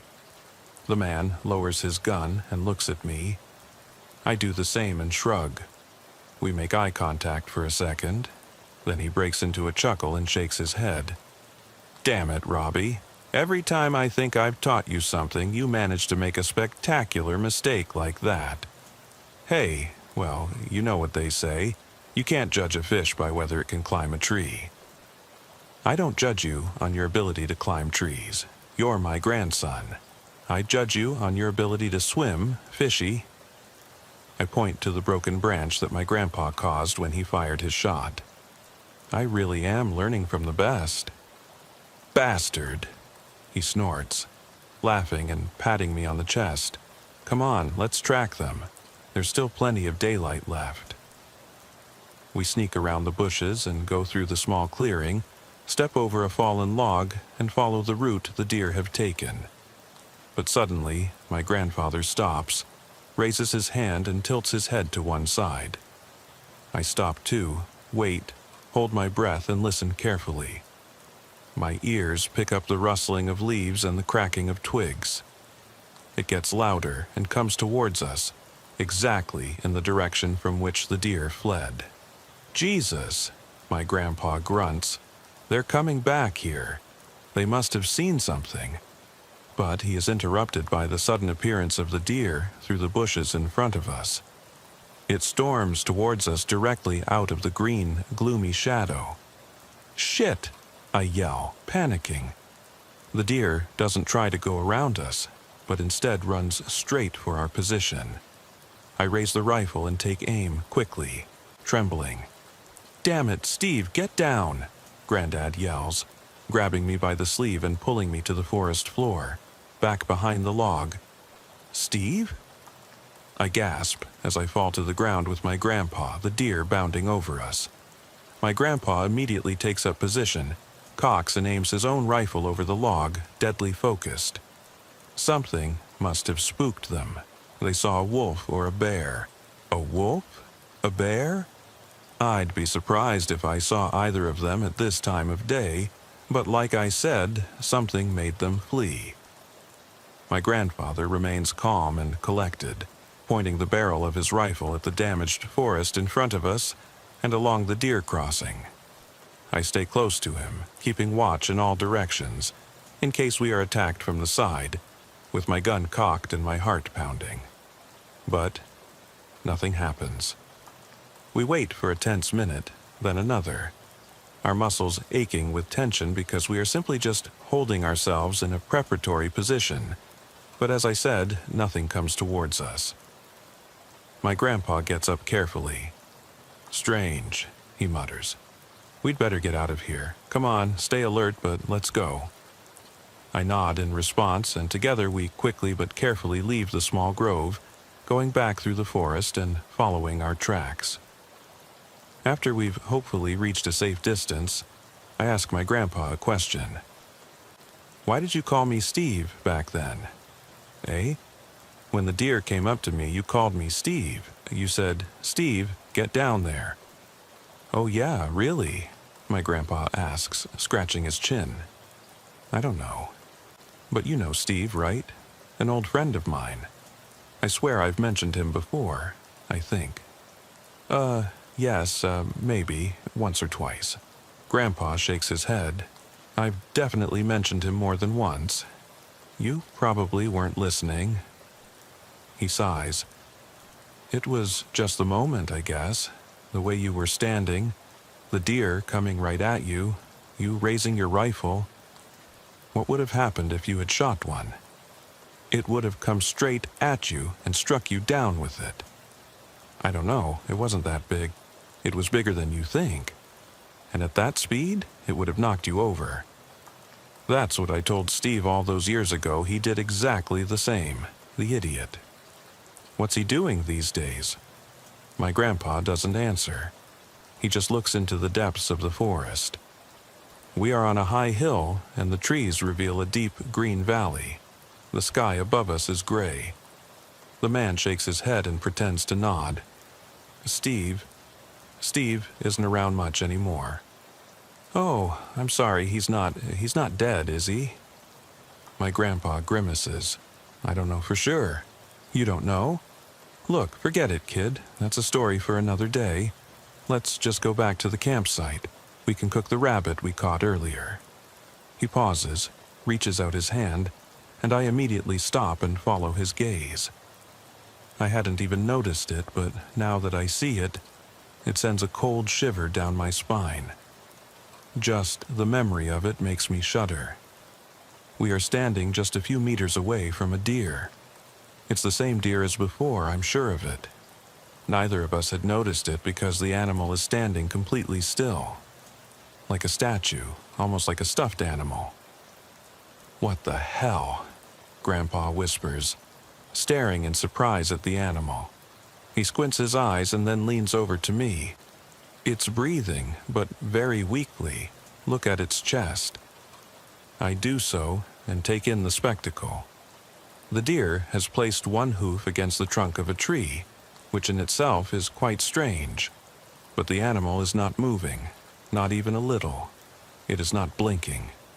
Hey, my grandpa barks, then louder, hey!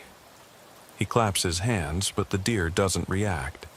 Then, in time with a sudden swirl of water from the rain-soaked leaves above us, the deer slowly turns its head, all around until it stares at my grandfather and me, one eye on each of us. My stomach sinks, although I'm not sure why.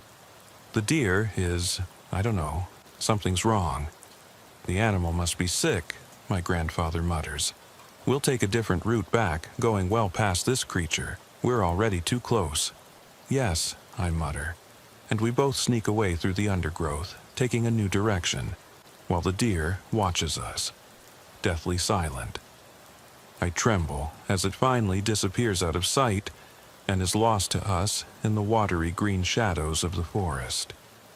Later that evening, after we have returned to camp and prepared and eaten our catch, I say goodnight to my grandpa and crawl into my tent, closing the flaps behind me. I grope around in the semi-darkness for a while, my flashlight casting intense black shadows in all directions as I move it from one spot to another to dig into my sleeping bag. It doesn't feel particularly cold right now, but the temperature can suddenly drop at any time, and I don't want to wake up stiff and frozen at 3 a.m. That doesn't happen to me. I wake up at 3:15 a.m., not frozen to death, but drenched in sweat. Roused from my dreamless sleep, I perk up my ears when I hear a rustling and sniffing outside, right next to my tent. I hold my breath and clench my teeth. It's that fear of the unknown that grips me. It's probably just a rabbit or hare, but the possibility that it could be something bigger, something more dangerous, is not something that can be ignored.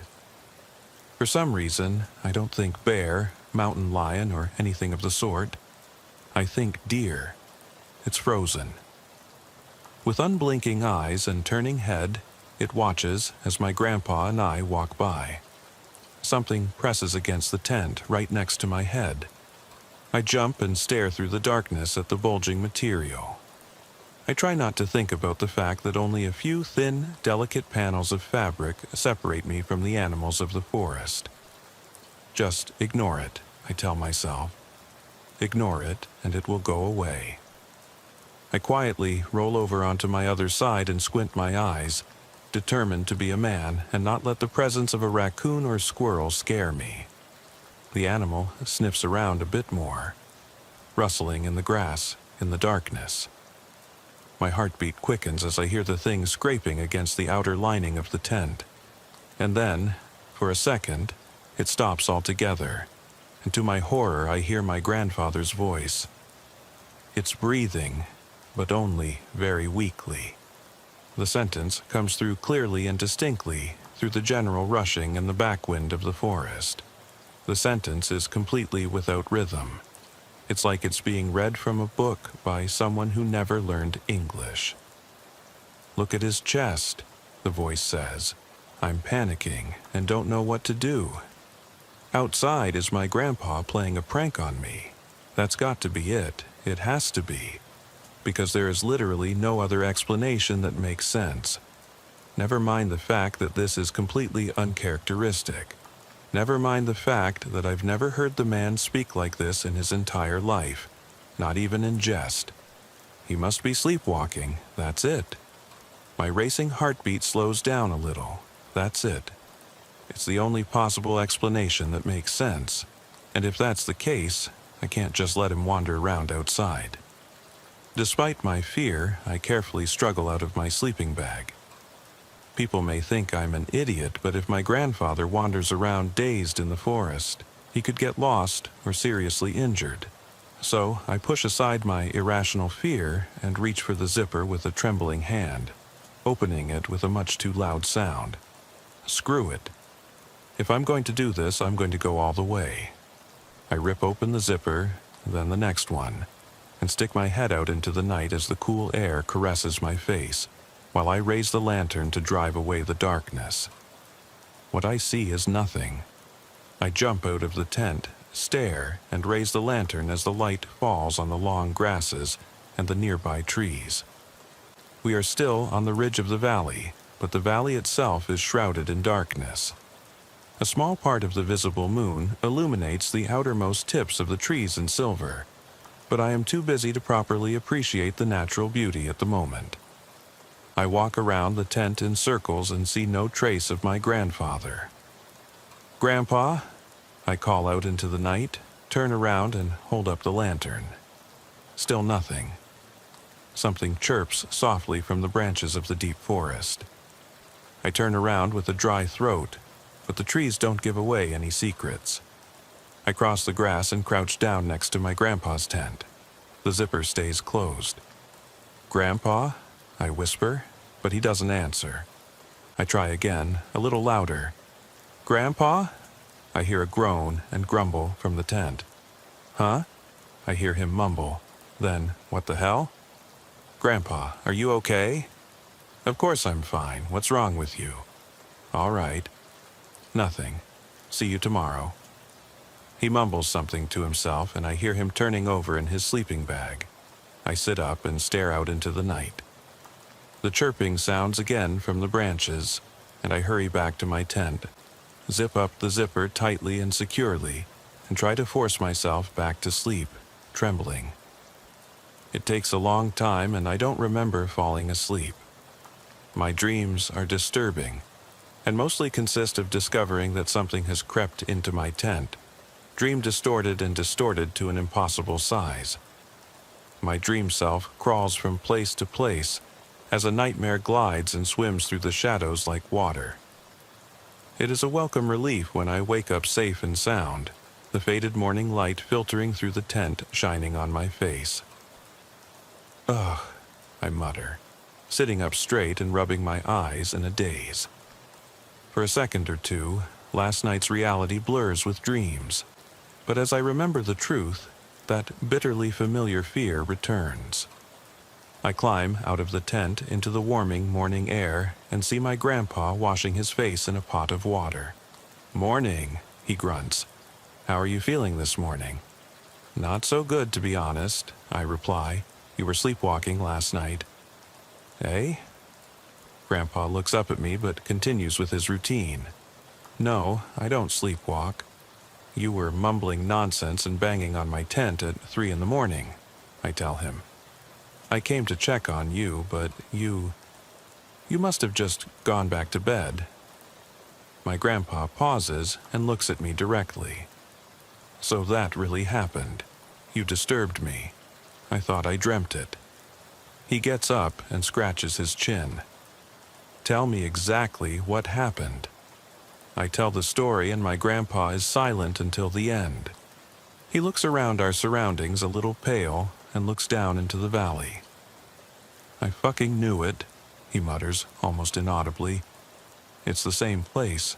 Exactly the same place. What? I ask him. What do you mean? I was here once with Steve. I knew I had been here before. I thought I had chosen the place pretty randomly, but my subconscious must have had other ideas. Grandpa, I don't know what the hell you're talking about. He stares across the valley and I follow his gaze. We watch as a small flock of dark birds fly in circles above the trees. Again, and again, and again, they fly around in circles. He turns to me and looks at me with a grim expression on his face. Maybe even a little afraid. And that worries me deeply. Nothing should scare this man. Pack up, Robbie. Take care and hurry up. We're getting out of here. In a different atmosphere, I might have asked him. But the mood is clear. I immediately do as he says, and in silence we quickly pack up our things and load our backpacks, glancing furtively at the trees. The forest has dried out a bit since yesterday's rain, but the sky above us is still gray. We make our way into this gloom, thoroughly blurring every trace of our modest campsite. My grandpa walks a little faster than usual. Fern and pine needles crunch under his feet as he strides through the forest. He also holds his rifle a little tighter. I break the tension. Grandpa, what the hell is going on? What aren't you telling me? I've been an idiot before, Grandpa replies, as a breeze whistles through the branches of the trees. And I've lost a good friend. I won't let the same thing happen to you. We make our way through the bushes and pass a large pond surrounded by dense, tangled weeds. I take a look at the water. It is a murky gray-green, covered with strange floating moss. The surface is broken by the heads of 3 deer, standing perfectly still. Their bodies are completely submerged below their necks, and they stare at us as we pass. On any other day I might have found this sight quite amusing, but right now I feel nothing but cold, gnawing fear. One of the deer rises out of the water, which splashes softly, rears up on its hind legs, and my grandfather grabs me by the sleeve and pulls me with him. Don't stop moving. We're getting out of here. Just keep walking, Robbie. Our steps quicken, our breathing gets a little heavier. The trees rush past us, branches scratch my arms and face. We come to a clearing, and my grandpa stops immediately. What is it? I ask, panting. Something moves in the shadows of the trees and flits between the branches on the opposite side of the clearing. The hairs on the back of my neck stand up, and I instinctively raise my rifle. The sounds of the birds and the wind fall silent, and the air itself seems to darken as the moving shadow in front of me comes closer. It's difficult, almost impossible to make out its exact shape through the layers of branches and leaves. But I swear, I can make out a rough, vaguely humanoid silhouette among the shadows and the dark, green-tinted spot. "Did you come back for me, Robert?" whispers a voice. My muscles tense in response to my name. Is it my name she's speaking? Or my grandpa's? My grandpa draws in a little air through his teeth. He begins to cautiously make a circle around the clearing, and I imitate his movements. "You wouldn't leave me behind again, would you?" The voice is not unlike the one I heard last night. It is different, but the rhythm, or lack thereof, is quite similar. My grandpa lifts the rifle, cocks it, but he doesn't shoot. "Keep walking around, child," he says to me. "To the left, go through that part of the clearing there. I'm right behind you." I start to creep around the clearing, without letting go of the shadow in the trees directly in front of me. I try so hard to concentrate on it, to understand what I see, but I can't. The branches themselves seem to move, crackling and curling in the shadow. The figure suddenly takes a step forward. "Run!" my grandpa shouts, raising the rifle and firing a loud shot into the air. Unprepared for such sudden noise, my ears ring as I scramble and stumble through the forest, along a natural path between the trees, until I finally come to a stop when I realize that my grandpa is not behind me. He told me to run, but should I turn back for him, I have to, that's for sure. So I turn around and prepare to rush back to the clearing when the man himself staggers through the bushes towards me, his face pale as chalk. "Get that damn thing out of my face, you idiot," he grunts as she pushes away the barrel of my rifle, and together we run through the forest. My grandpa drops his backpack and I do the same. We leave the equipment behind as we run through the undergrowth back to where we recently parked the truck. When we finally see it waiting for us at the side of a dirt road, we jump in and my grandpa puts the key in the ignition and turns it with a clunk, starting the engine. The wheels spin and we drive off, back through the wilderness on the long back roads of the woods. After a while, and once the air has cooled, I pluck up the courage to ask my grandpa what he saw. What happened after he fired the rifle? That thing tried to talk to me again. The deep woods, Robbie. I'm sorry I took you there. Those places can rob a man of his mind. Real bad. But there was something, wasn't there? Something real. Yes, I think there was. Was it? I stammer. Who was it, Grandpa? A nightmare, that's all. Something that shouldn't exist by any laws of nature. His voice? Did you recognize the voice? You said you heard something outside your tent last night, right? I nod. Did it sound like me? Yes, I reply, but it wasn't me, was it? No, I reply. No, it wasn't me. Sometimes we hear voices. It doesn't mean they belong to someone. Then why didn't you shoot it? What? His hands move and grip the steering wheel.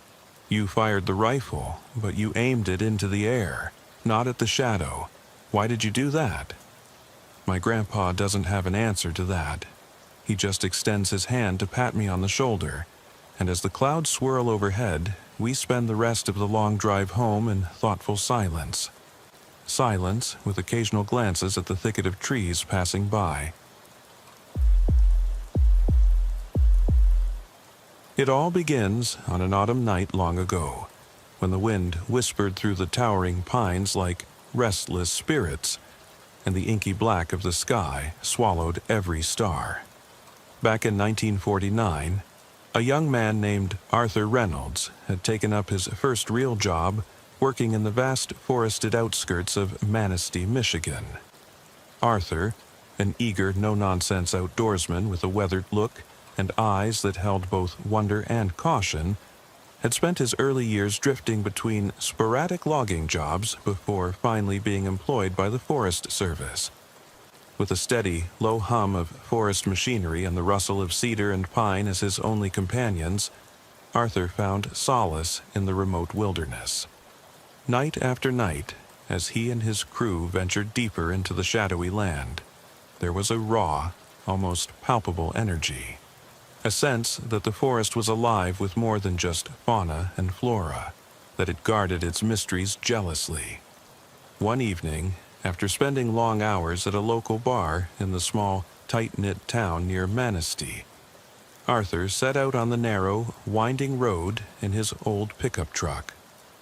The road was bordered by dense stands of pine that bent violently in the wind, their branches thrashing against each other as if engaged in a silent, furious debate. The thick canopy overhead and the angry storm clouds that cloaked the heavens ensured there was no sign of the moon or stars, only the narrow beams of his headlights penetrating the gloom. It wasn't until a few minutes into his drive that something out of the corner of his eye momentarily seized his attention. A massive, shadowy figure leaped so suddenly onto the road that his heart nearly stopped. For an instant, his mind processed the shape. A hulking, dog-like silhouette with proportions that defied natural explanation. It bounded across the asphalt with a single, astonishing leap, its form stretching nearly the entire width of the road. In that heart-stopping moment, all the stories of gigantic timber wolves Arthur had dismissed as local lore flashed before his eyes. The creature's unnatural size and speed sent a chill coursing through his veins, and yet, as suddenly as it had appeared, it vanished into the dark embrace of the forest, leaving behind an eerie silence that roared louder than the storm. Arthur pressed on, his hands gripping the wheel so tight he feared they might shatter, and in the back of his mind a deep unease began to take root. A sense that the forest was not only a place of peace, but also of unspeakable horror. Days later, an inexplicable tension gripped the entire community. On a cold, windless October night, the kind when the temperature dipped around 40 degrees, and each breath seemed to fog in the air, residents in a small settlement on the outskirts of Manistee were rudely awakened from sleep by an unholy clamor. Arthur's neighbor at a little wooden house in a cluster of 7 homesteads reported hearing persistent scraping and clanging sounds coming from the front yard. It sounded as though some monstrous force was clawing persistently on metal, trying to tear its way inside. The steady, ominous rhythm of these noises resonated far too deliberately to be the work of a stray animal or even a determined raccoon. Compelled by equal parts bravery and dread, Arthur, then residing in a modest home on a vast property, decided to investigate. After slipping into his old worn boots and clutching a trusty flashlight, he stepped out into the pitch-black night. The only hint of light came from a solitary porch lamp at the neighbor's house, which barely illuminated the grotesque scene that lay beyond. Before Arthur's widening eyes, 3 gargantuan dogs materialized at the edge of the neighbor's yard. Each dog was unlike any creature he had ever seen, standing nearly 2 meters tall on all fours, with elongated limbs that reached impossibly high up toward the roof of the house. Each animal's shaggy jet-black fur absorbed what little light there was, leaving only a ghostly outline. Their fierce eyes glowed in the dim light as they clawed and scratched at the wall of the neighboring home with powerful, deliberate strikes, each scratch leaving a deep gouge as if the dogs were trying to etch their presence into the very fabric of the house. Yet, instead of a desperate attempt at forced entry, the horrifying display felt strangely deliberate, almost as if they were trying to lure someone out. Arthur's pulse hammered in his ears as he watched the creatures. They paused, their piercing stares seemingly locking onto him from a distance of 50 yards. When they turned toward his direction, a dreadful realization gripped him. These beings did not move on 4 legs, as natural creatures did, but rather reared up, assuming a bipedal stance that towered over him at nearly 7 feet tall. In that surreal moment, the world tilted. The boundary between reality and nightmare blurred as these monstrous figures unleashed guttural, inhuman sounds, a tortured combination of howls and screams that seemed to tear at the very soul. In the following days, the events of that night grew into something of a local legend. Arthur, burdened by the weight of what he had witnessed, discussed the episode with his co-workers and even with the local police. Radio transmissions from the Manistee precinct began to capture snippets of frantic reports, and officers described sounding distorted chatter over the airwaves. Unit 12, be advised. Possible large canid. Repeat, not a wolf. Approaching high bipedal. Request immediate backup. The official report, filed meticulously by Sergeant Michael Bryant, whose procedural habit was as rigorous as his skepticism, recorded every nuance of Arthur's description. Bryant noted the unusual height and posture of the creatures, their strangely coordinated behavior, and the unnerving silence that fell over the area after the beasts had passed. Yet, despite multiple surveys of the accident scene and surrounding woods, no trace remained of the gargantuan interlopers beyond a few indents pressed into mud near the roadside, a discovery that deepened the mystery rather than resolving it. It wasn't long before rumors spread amongst the locals. Over hushed conversations at the local diner and in faded wooden porches along the main street of Manistee, other eerie details emerged. An elderly couple from a nearby farmhouse recalled hearing similar unearthly sounds on more than one occasion. They spoke of shadowy figures slinking through the underbrush and eyes that glowed with unnatural intensity. Some residents even claimed that the very land itself seemed to recoil from something ancient and vengeful that now roamed the forests, a predator not wholly of this world. The incident rattled the community profoundly. Old superstitions were rekindled, and whispered warnings not to wander the woods after dark took on a terrifying new urgency. Friends and families huddled together, straining their ears for the slightest hint of that chilling half-heard cry, a cry that had imprinted itself indelibly on the minds of those living on the edge of the trees. In quieter moments later on, while poring over yellowed Forest Service reports and grainy black and white photographs of enormous padded footprints discovered near a mud pool beside the road, Arthur would recall how, with trembling hands, he had tried to record the sounds on his portable reel-to-reel tape recorder, a device far too primitive for the unearthly timbre of the beast's calls. He would listen, long into the early hours of the morning, to the distorted audio that seemed to oscillate between the sounds of a wild howl and a pleading cry, as if the creature itself were caught between realms. His recollections grew ever more detailed and intensely disturbing with each retelling.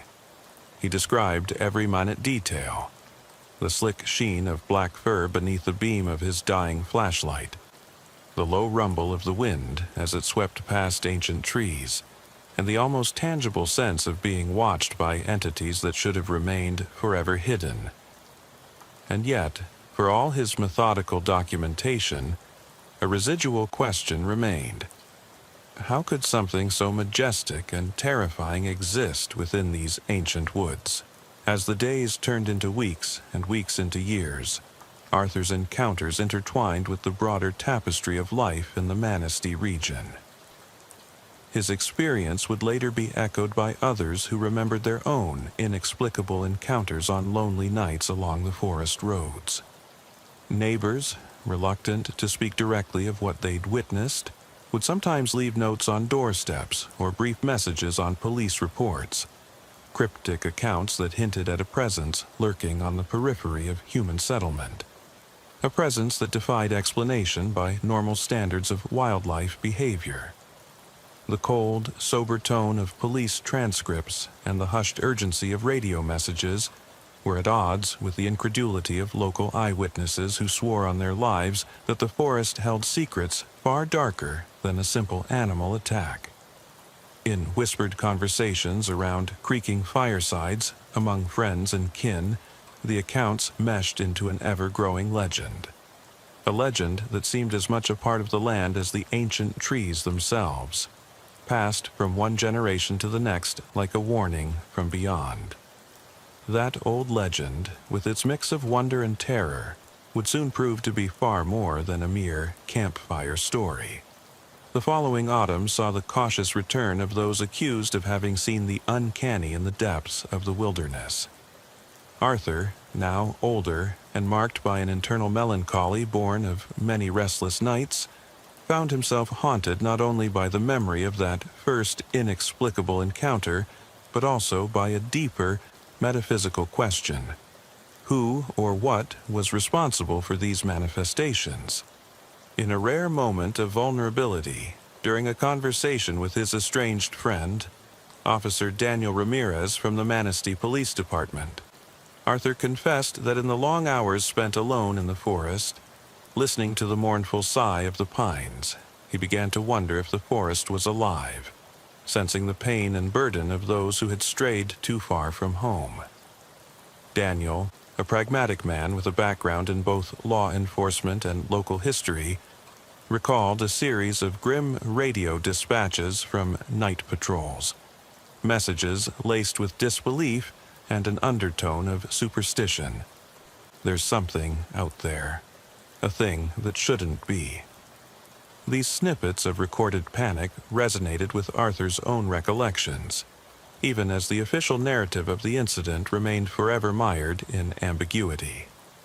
In the small-town archives of Manistee, amidst faded photographs and decades-old case files, hints emerged suggesting that the phenomenon might not be isolated to a single night or a single observer.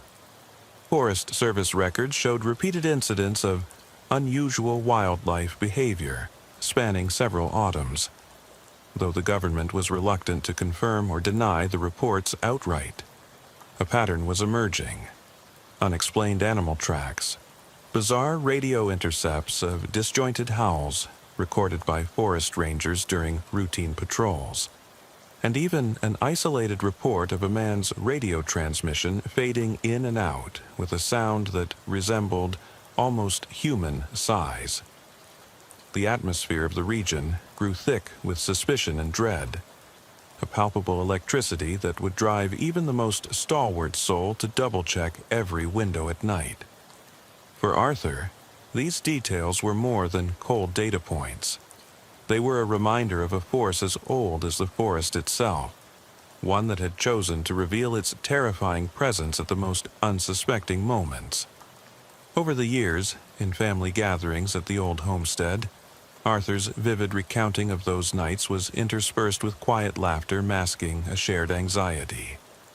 In hushed tones, his daughter Eleanor and her younger brother would recall the nerve-wracking tales that had been passed down like a sacred warning. It wasn't just the look in their eyes, Arthur would say in his gravelly voice, his eyes narrowing as if reliving that fateful night over and over.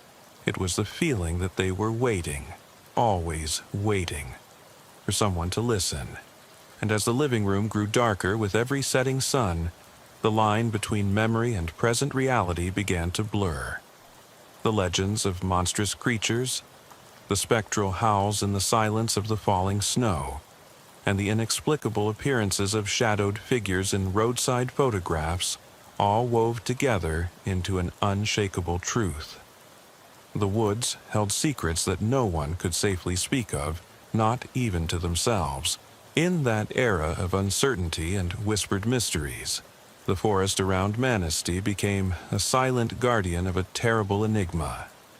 Arthur's own life turned into a mosaic of restless nights and haunted days, where each creak of the floorboards in his modest home, or each distant rustle beyond the glass window conjured images of those towering, bipedal dogs, and the feeling that he too might one day be drawn into a reality where legends and nightmares merged, leaving him unable to tell if what he recalled was memory or malignant invention. And as the seasons turned and the town clung desperately to its ordinary routines, the evidence of Arthur's encounter, the police reports, and even the faded, almost illegible notes in the archives all promised that something dark had stepped beyond the threshold of folklore and into the very fabric of everyday life. A quiet, simmering tension had now settled over Manistee, a tension that would only deepen as the whispers of the woods grew louder with the passage of time. Years later, the memory of that harrowing autumn morphed into an obsession that drove Arthur further into the recesses of the forest and into increasingly dangerous investigations. Even after his retirement from the Forest Service, Arthur continued to frequent the deep, secluded corners of the woodland, armed with little more than a flashlight, an old radio scanner, and a notebook filled with hasty observations scrawled in spidery handwriting.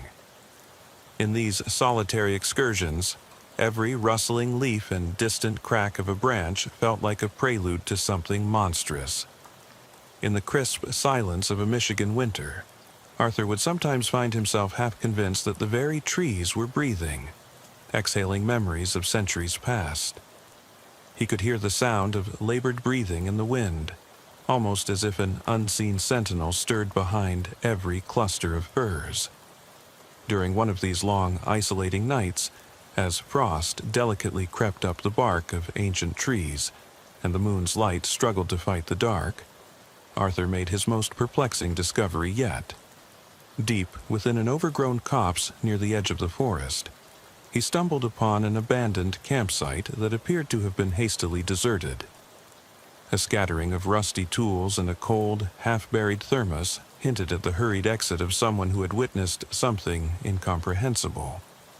Alongside these remnants, Arthur found a set of peculiar tracks etched into the moist earth, a series of prints that were too large and oddly arranged to be the work of any known animal. They bore the unmistakable imprint of something with a human-like stride, yet with the massive proportions of a beast. Arthur knelt beside the prints, his breath fogging the cold air, and scribbled furiously in his notebook as the significance of the discovery sank in. He radioed the local authorities. "This is Patrolman Harris. I've encountered unusual tracks near Old Miller's Trail. They defy description. Request immediate assistance on location." The static of the response was punctuated by a terse order. "Copy, Patrolman Harris. Backup en route." This wasn't the first time that Arthur's radio had crackled with such urgent tones, and as he waited in the forlorn silence, memories of other unspeakable nights came flooding back. He remembered the wild, distorted, canine-like howls that had once echoed through the trees. He recalled his own shaking voice as he reported the mysterious figures outside the neighbor's house. And he wondered, with a growing dread, whether these disparate incidents were threads of a larger, more sinister tapestry woven into the history of Manastee's wilderness. His own radio, an aging piece of military surplus tuned to various frequencies, now carried the weight of unexplained mysteries. Through it, Arthur began to intercept fragmented transmissions that didn't seem to belong to any official channel. Snatches of voices, half-whispered confessions, and bursts of static-laced urgency that mentioned strange sightings, unexplained disappearances, and bizarre gatherings in the deep woods. "Do not approach. Stay out. They come with the twilight." One transmission crackled, its ominous message hanging like a curse in the frigid air. Haunted by these encounters, Arthur found himself drawn into a labyrinth of folklore and fragmented reports, each one painting a vivid picture of a wilderness that was no longer a benign guardian, but rather a keeper of ancient, unyielding horrors. His nightly patrols grew bolder, each step taking him further from the sanity of daylight and deeper into realms where the past and present converged.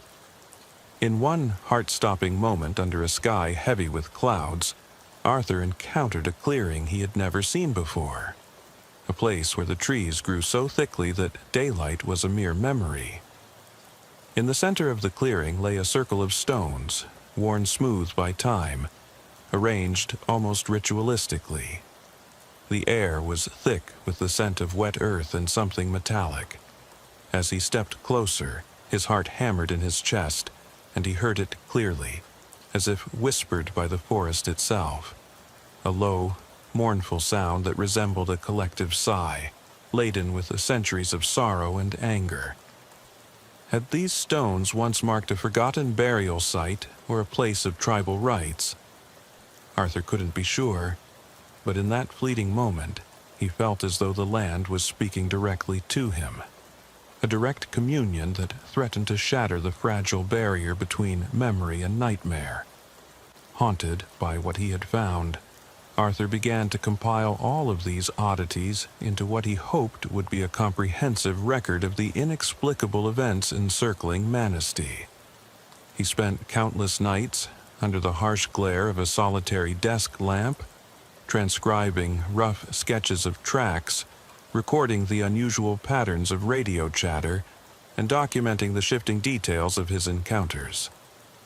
His home, once a sanctuary of warm memories, now became a shrine to the mysteries of the forest, a repository of faded photographs, yellowed notes, and relics of a reality that refused to yield to simple explanations.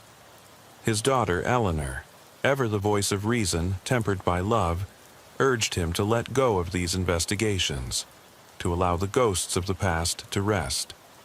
But Arthur could not. He was certain that these spectral occurrences were not isolated to the margins of human comprehension. They were the manifestations of something primal, something that had long lurked in the darkness before humanity ever walked these lands, and that now, with each unexplained howl and each ghostly footprint, was reasserting its presence.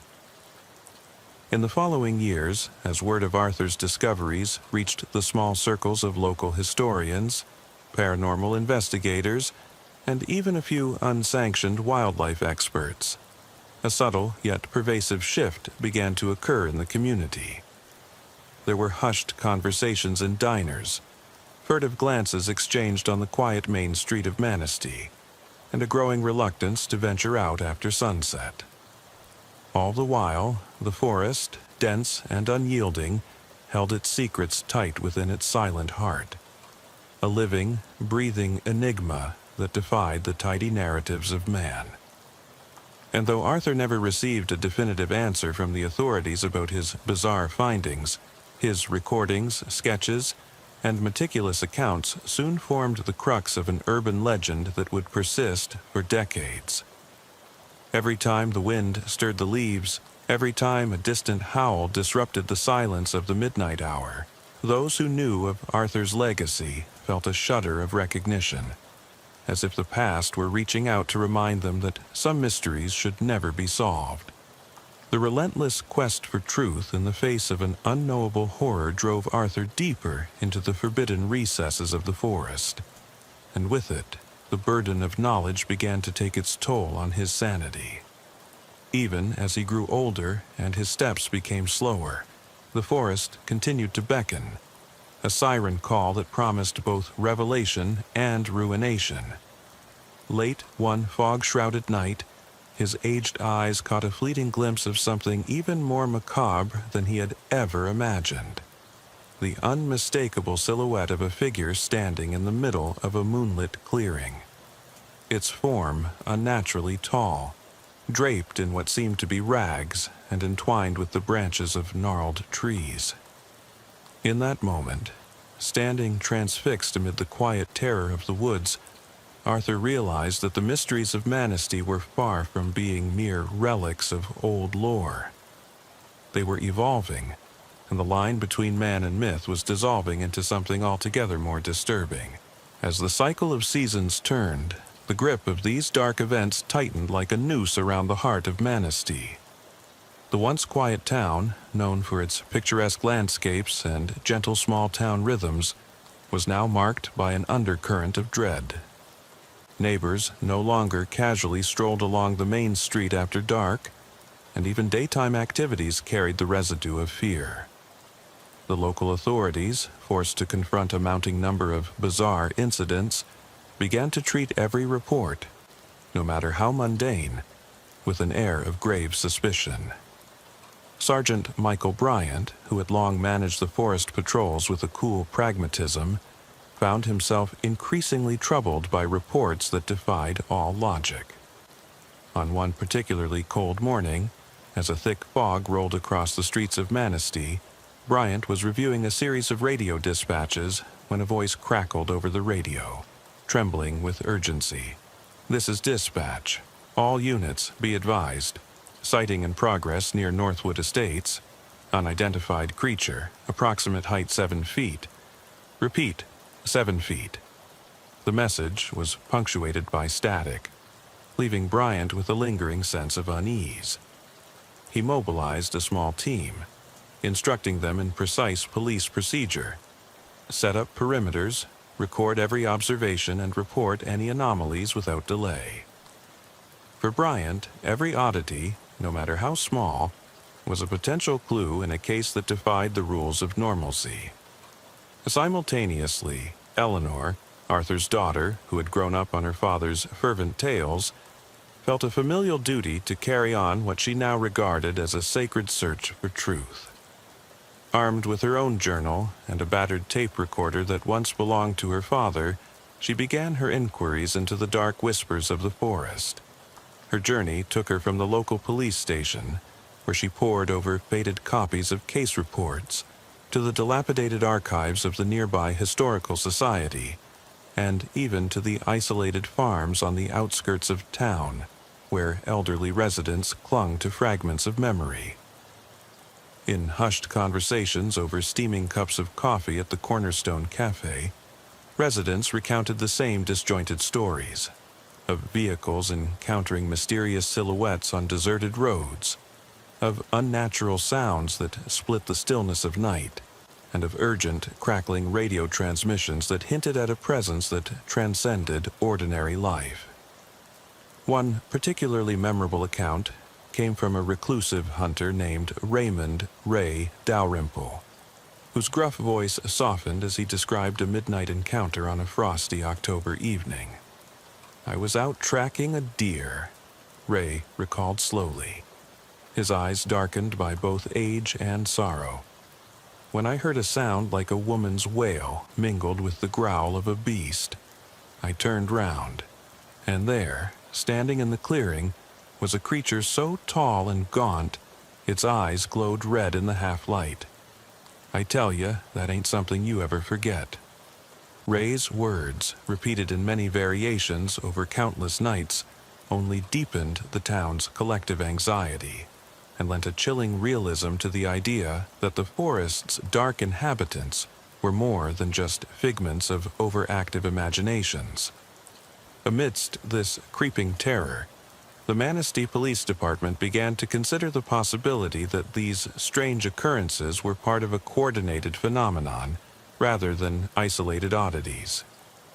Officers reported that their patrol radios picked up intermittent messages containing phrases that seemed to echo from some primordial source. Words like return, vengeance, and the old ones. While no definitive explanation could be found in any modern log or forensic test, these radio communications were scrutinized by experts who noted that the modulated frequencies bore uncanny resemblance to signals once intercepted from long-abandoned military experiments.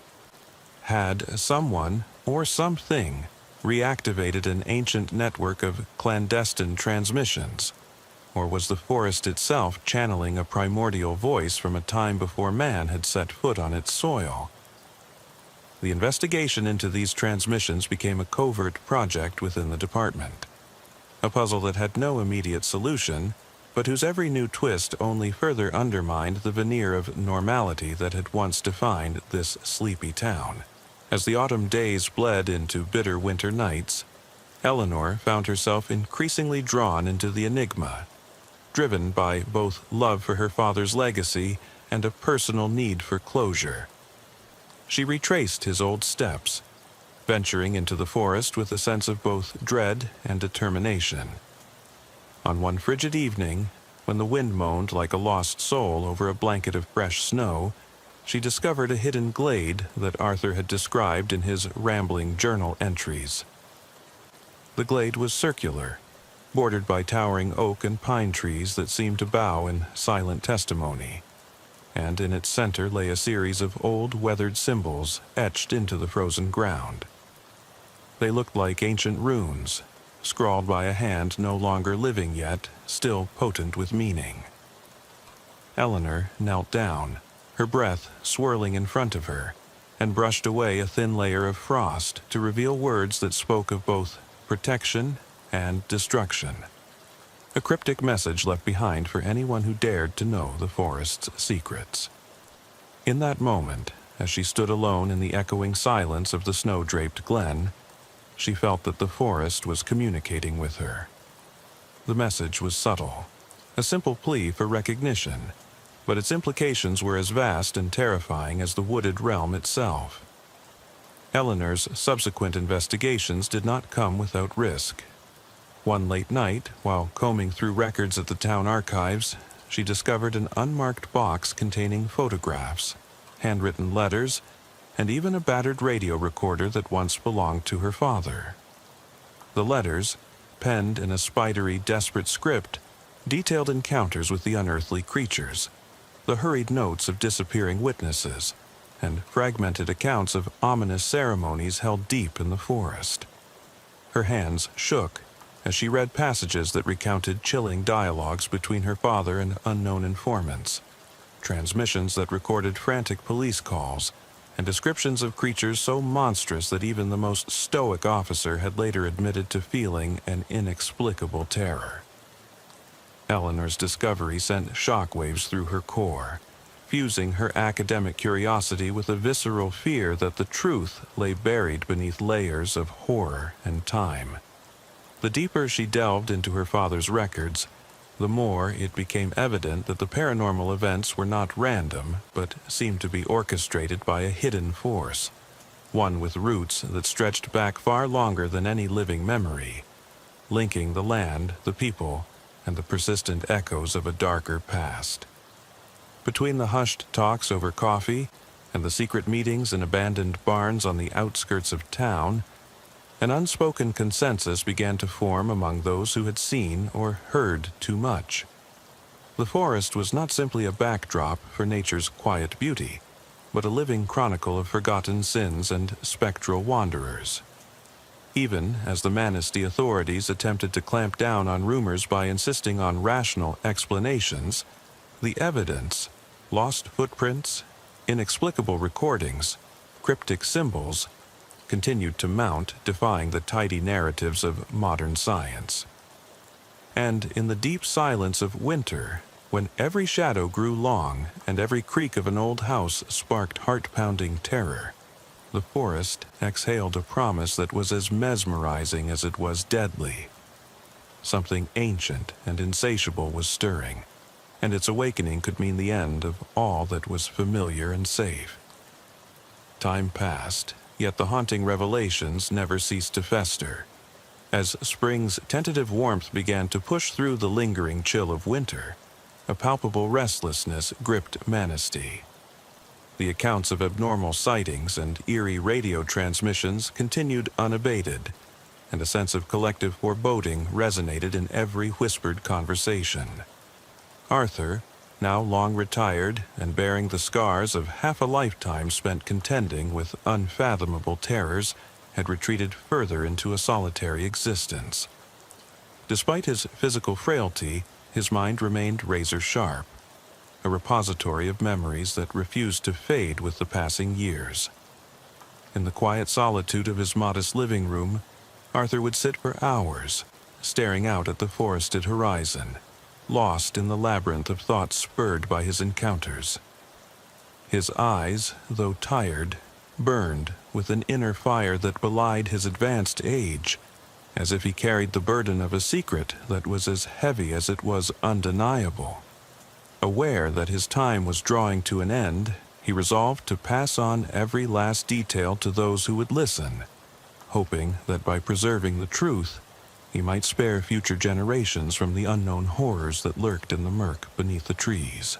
Late one evening in early May, as the remnants of winter still clung stubbornly to the ground and the first buds of green whispered of a new season, Arthur ventured out on what he would later describe as his final expedition. The forest, fresh with the scent of damp earth and blooming wildflowers, was not at all the menacing void of his past recollections. But Arthur knew that beneath its gentle surface lay a timeless darkness, waiting to reawaken. His goal that night was to reach an isolated clearing he had first seen decades ago, a place shrouded in legend and said to be the meeting ground for those spectral entities whispered about in the old stories. With his faithful radio scanner slung over his shoulder and an old leather-bound journal clutched tightly in hand, Arthur pushed deeper into the dense woodland. As he navigated the labyrinthine network of trails that only a seasoned forest ranger could decipher, he recorded every unusual sound with meticulous care. The rustling in the underbrush, the distant murmur of a breeze that seemed to speak in an ancient tongue, and the rhythmic tapping of his own boots upon the soft, moss-covered ground. During that solitary journey, Arthur encountered moments that defied explanation. At one point, deep in the enveloping darkness of a narrow glade, he heard what could only be described as a low, resonant hum, one that seemed to emanate from beneath the very roots of the towering trees. Stopping in his tracks, he knelt beside a cluster of gnarled oaks, his breath catching in his throat as the hum intensified into what sounded like an ethereal chorus. Unable to determine its source, he recorded the incident on his portable tape recorder, his hands trembling as he pressed the record button. Somewhere in the distance, behind the dense barrier of foliage, a sharp, desperate cry echoed, a sound that seemed to merge human agony with the mournful wail of a beast. Arthur's heart pounded with a mix of terror and exhilaration, for he knew that he stood on the threshold of a truth that had long eluded him. Unbeknownst to him, as he recorded these strange phenomena, others were listening from afar. At the Manistee Police Department, Sergeant Bryant and Officer Ramirez convened in a dimly lit briefing room, their faces drawn and serious as they revisited the growing string of inexplicable incidents.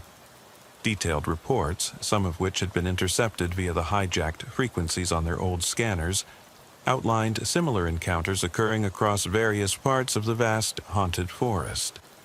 Bryant's voice, steady yet laced with an undercurrent of dread, recited the details. Multiple witnesses have confirmed large bipedal figures near the old logging roads. There are consistent reports of bizarre vocalizations and unusual physical traces, bruises on trees, disrupted earth patterns, and more. The atmosphere in that room was oppressive, as if the truth itself weighed down every word uttered. Radar screens, once used primarily to monitor highway speeds, now flickered with cryptic data points that defied conventional explanation. To the officers there, it was as if the very fabric of nature had begun to unravel. Each new call, each clipped dispatch message, wove itself into an intricate tapestry of dread that left them with one unshakable question. Were these events merely the product of old superstitions, or was something far more sinister at play? As days bled into endless, tension-filled nights, Eleanor's investigations began to intersect with those of the police. Drawing from her father's extensive records and her own encounters in the forest, she met with local experts and even found herself in clandestine meetings with retired Forest Service personnel who had long left the service under unexplained circumstances. In a small, sparsely furnished room at the county station, she sat with a former colleague of her father's, a grizzled man named Robert Bob Jenkins, whose eyes darted nervously as he recalled his own brush with the inexplicable. "I remember one night," Bob said in a hushed tone, as if fearing that any louder discussion might awaken what slumbered in the woods, "when the radio went silent for exactly 3 minutes, and then I heard those damned howls, not like a wolf, more like a man, or something in between." His voice trembled as he added, "That night, I looked out the window and saw them, standing near the tree line, watching. It was as if they were waiting for something, or someone." Bob's account, corroborated by fragments of overheard dispatches and corroborative police logs, only deepened Eleanor's conviction that the forest was a living entity, a keeper of secrets that transcended the known laws of nature. Every discovery, every chilling detail etched into the collective memory of Manistee nudged the town further away from the reassurance of an everyday life. Eleanor began to publish her findings in a series of meticulous reports, hoping that by drawing public attention, the dark forces at work might be understood before they grew too powerful.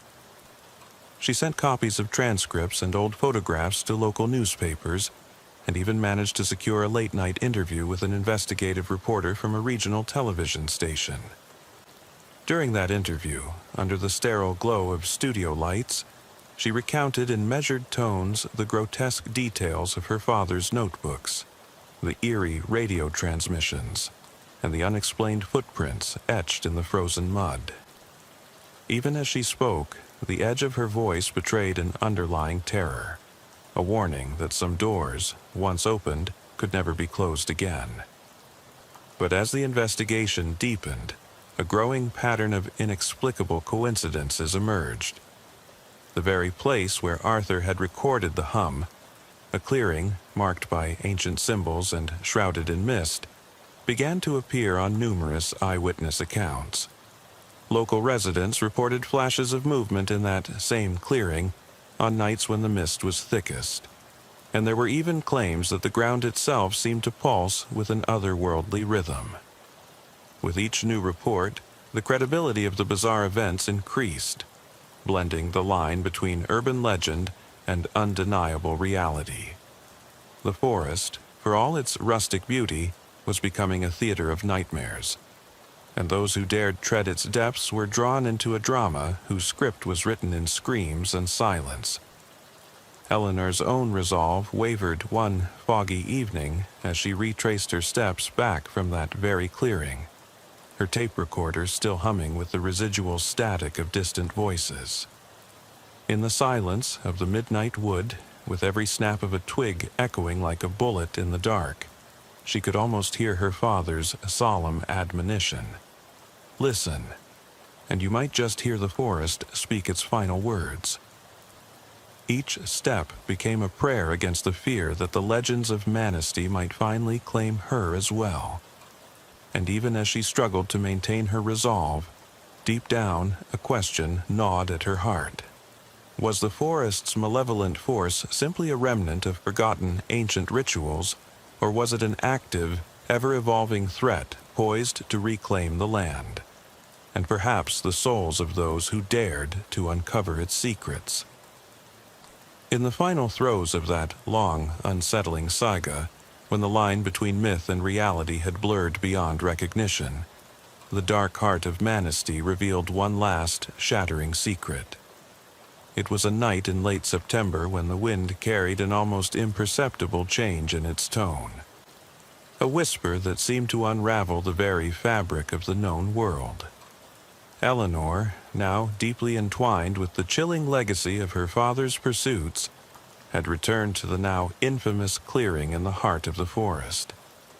The trees there loomed like ancient sentinels, their gnarled branches stretched out as if in a silent plea.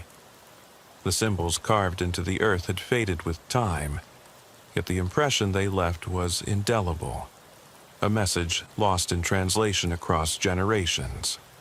Standing in that hallowed space, Eleanor felt the weight of all that had come before her.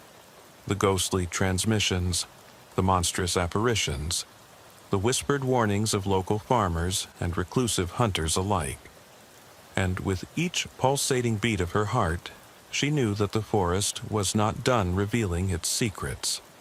That night, as a thick, impenetrable mist rolled in, Eleanor set up a small recording station near the center of the clearing. Her voice, steady yet haunted, narrated her surroundings into a digital recorder, a modern version of the equipment her father had once used. "I stand here in the heart of a living legend," she intoned softly, her words blending with the eerie hush that enveloped the clearing. "Every stone, every tree, and every breath of wind here speaks of a history that refuses to die, of a darkness that even the light of day cannot erase." Her voice carried across the void, reaching into a darkness that seemed to pulse and shimmer with an otherworldly energy. Then, from behind an ancient oak, came a sound. A slow, deliberate scrape against bark, as if something was trying to claw its way free from centuries of confinement. The noise grew steadily louder, punctuated by an almost human groan, and Eleanor's skin prickled with a dread so profound it was nearly paralyzing. At that precise moment, an old radio, one that had belonged to Arthur and which Eleanor had painstakingly restored, began to emit a series of fragmented transmissions. The words were muddled, overlapping with the natural chorus of the forest. "They are coming, do not," and then a long pause, followed by a chilling growl that morphed into something almost resembling a plea. In the static that followed, Eleanor thought she could swear she heard her father's voice, tired and tremulous, as if from another time. "Keep your eyes open. Trust nothing in the dark." The voice receded into the background, leaving only a haunting echo that reverberated across the clearing. In that unbearable silence, the very air seemed to thicken with anticipation. Eleanor's heart pounded as she followed the sound, her eyes darting between the dense fog and the shadowed outlines of trees. A figure slowly emerged, half obscured by the swirling mist, a creature at once familiar and horribly alien. It was impossibly tall, standing on two legs like the monstrous dogs of old, yet its body was disturbingly emaciated, as if time itself had stripped it down to a skeletal frame. Its eyes shone with a feral intelligence, and its mouth opened in what could only be described as a silent howl that resonated with the sorrow of forgotten centuries. The creature seemed to shift and waver at the edges, its form caught between solidity and the fleeting ephemeral essence of the mist. For a long, agonizing moment, Eleanor and the creature simply regarded one another across the gulf of time and terror. Then, as if in response to some unspoken command, the forest erupted with an unearthly cacophony. The darkness vibrated with the sound of dozens of voices, a discordant chorus of howls, groans, and whispered warnings that seemed to emanate from every shadow and crevice in the woods. In that staggering moment, the boundaries of the clearing began to melt, and Eleanor found herself adrift in a vision of overlapping realities. Memories of her father's gentle yet grave admonitions mingled with the horrifying present, her own voice merging with the spectral chorus of the past. Every instinct in her body screamed to flee, yet she stood transfixed, locked in a silent communion with a force that defied mortal understanding. Outside the clearing, the first responders were alerted by frantic radio calls. "Mayday, Mayday. Unidentified large entity on the old logging road. Repeat, it's here." But even as the emergency vehicles converged on the perimeter of the forest, the scene in the heart of the glade remained untouched by human intervention. In that final confrontation, as Eleanor's trembling hand hovered over the recorder, she realized that all the painstaking records, the whispered warnings, and the countless unanswered questions had led her to this singular, shattering instant. The creature, a living embodiment of the forest's ancient grief, its eyes brimming with an indescribable sorrow, stepped forward as though inviting her into a secret that had long been guarded. And then, with a sound that was part farewell and part plea, it spoke. A voice that reverberated through the clearing and deep into Eleanor's soul. "Why have you come?" The question hung in the air like a suspended breath, a challenge and an invitation all at once. In that charged silence, as the sirens wailed distantly and the whispers of the forest swelled into a crescendo of despair, Eleanor felt a profound realization descend upon her. The dark tapestry of events that had haunted her family for generations was not simply a chronicle of inexplicable encounters.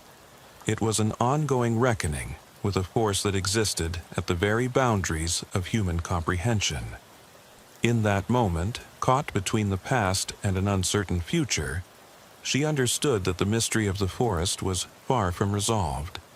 Its secrets, its ancient grief, and its relentless hunger would continue to echo into eternity, waiting for the next soul brave or desperate enough to heed the call. The night was unusually still as we set off toward the woods bordering Maplewood's quiet suburban streets. I remember the cool October air mixing with the faint aroma of fallen leaves and distant diesel exhaust from the city. My heart thumped with excitement and apprehension as I, along with my two closest friends, Liam and Frank, stepped off the cracked sidewalk and toward the gnarled forest entrance. The dark canopy loomed above us as if it were watching our every move.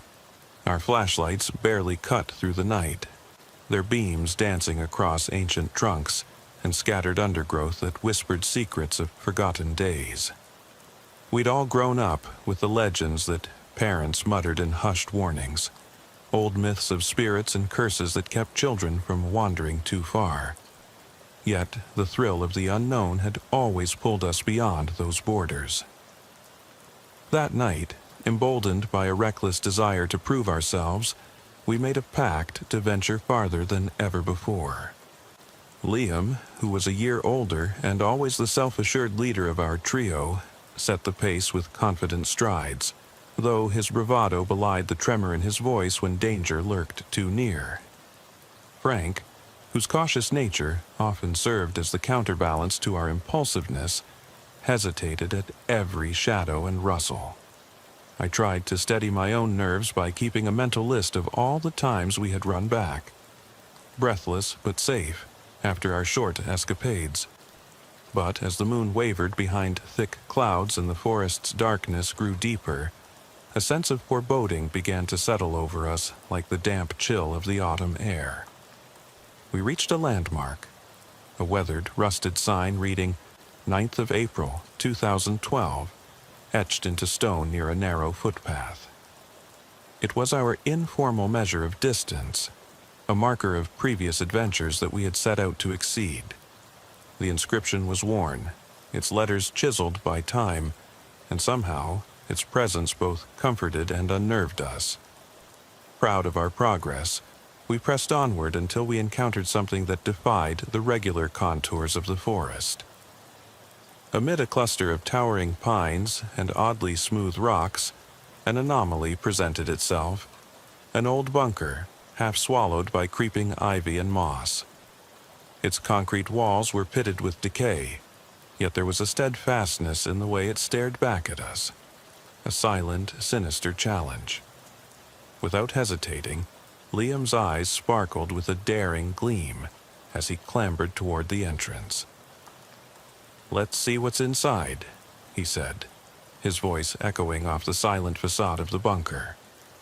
Frank's protest was immediate but feeble, his words tripping over one another as he pleaded, I don't know. It doesn't look safe. Those stairs might just collapse." Yet, the magnetic pull of the unknown overcame our trepidation. We followed Liam's lead, stepping into the dim aperture where the stale air carried an odor of mildew and old regret. The bunker's dark interior swallowed our flashlight's beams whole, except for a narrow tunnel that revealed a winding spiral staircase carved into cold metal. Each step we took echoed in a rhythm that matched the cadence of our pounding hearts, blending with the distant, unplaceable hum of the wind outside. The staircase descended into an oppressive darkness that seemed to stretch indefinitely downward. Every metallic clang deepened our sense of isolation. The further we descended, the more oppressive the air became, cloaked in an unsettling warmth that contrasted sharply with the biting chill above. "How deep does this go?" I whispered, echoing my own uncertainty.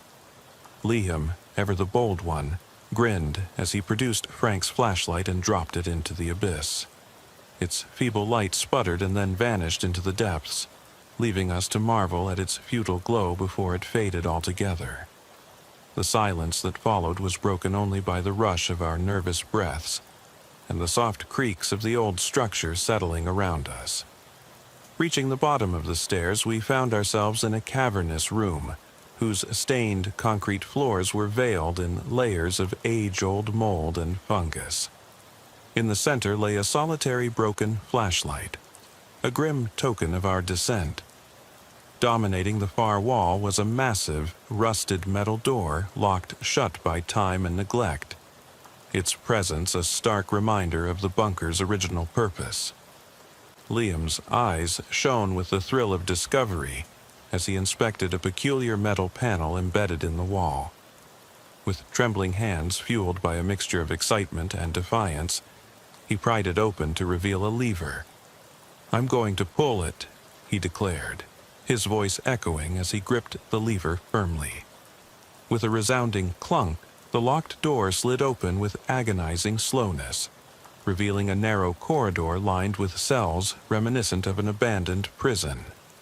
The walls bore dates etched in heavy glacial strokes: 7th of July, 1954, 9th of August, 1954, 13th of September, 1954. Their ghostly records were silent testimonies of lost time. As we hesitated in the threshold, the corridor beckoned like a dark artery. Dust motes danced in the narrow shafts of stray light as we stepped into the maze-like passage. The cells, though barren at first glance, exuded an aura of melancholic tragedy. It wasn't long before we reached the final cell, a tiny room at the corridor's end where something lay forgotten in the far corner. There, in a twisted tableau of decay, were 3 emaciated figures sprawled on the cold floor. Their skin, a pallid remnant stretched over almost skeletal frames, bore the marks of decades trapped within these confines.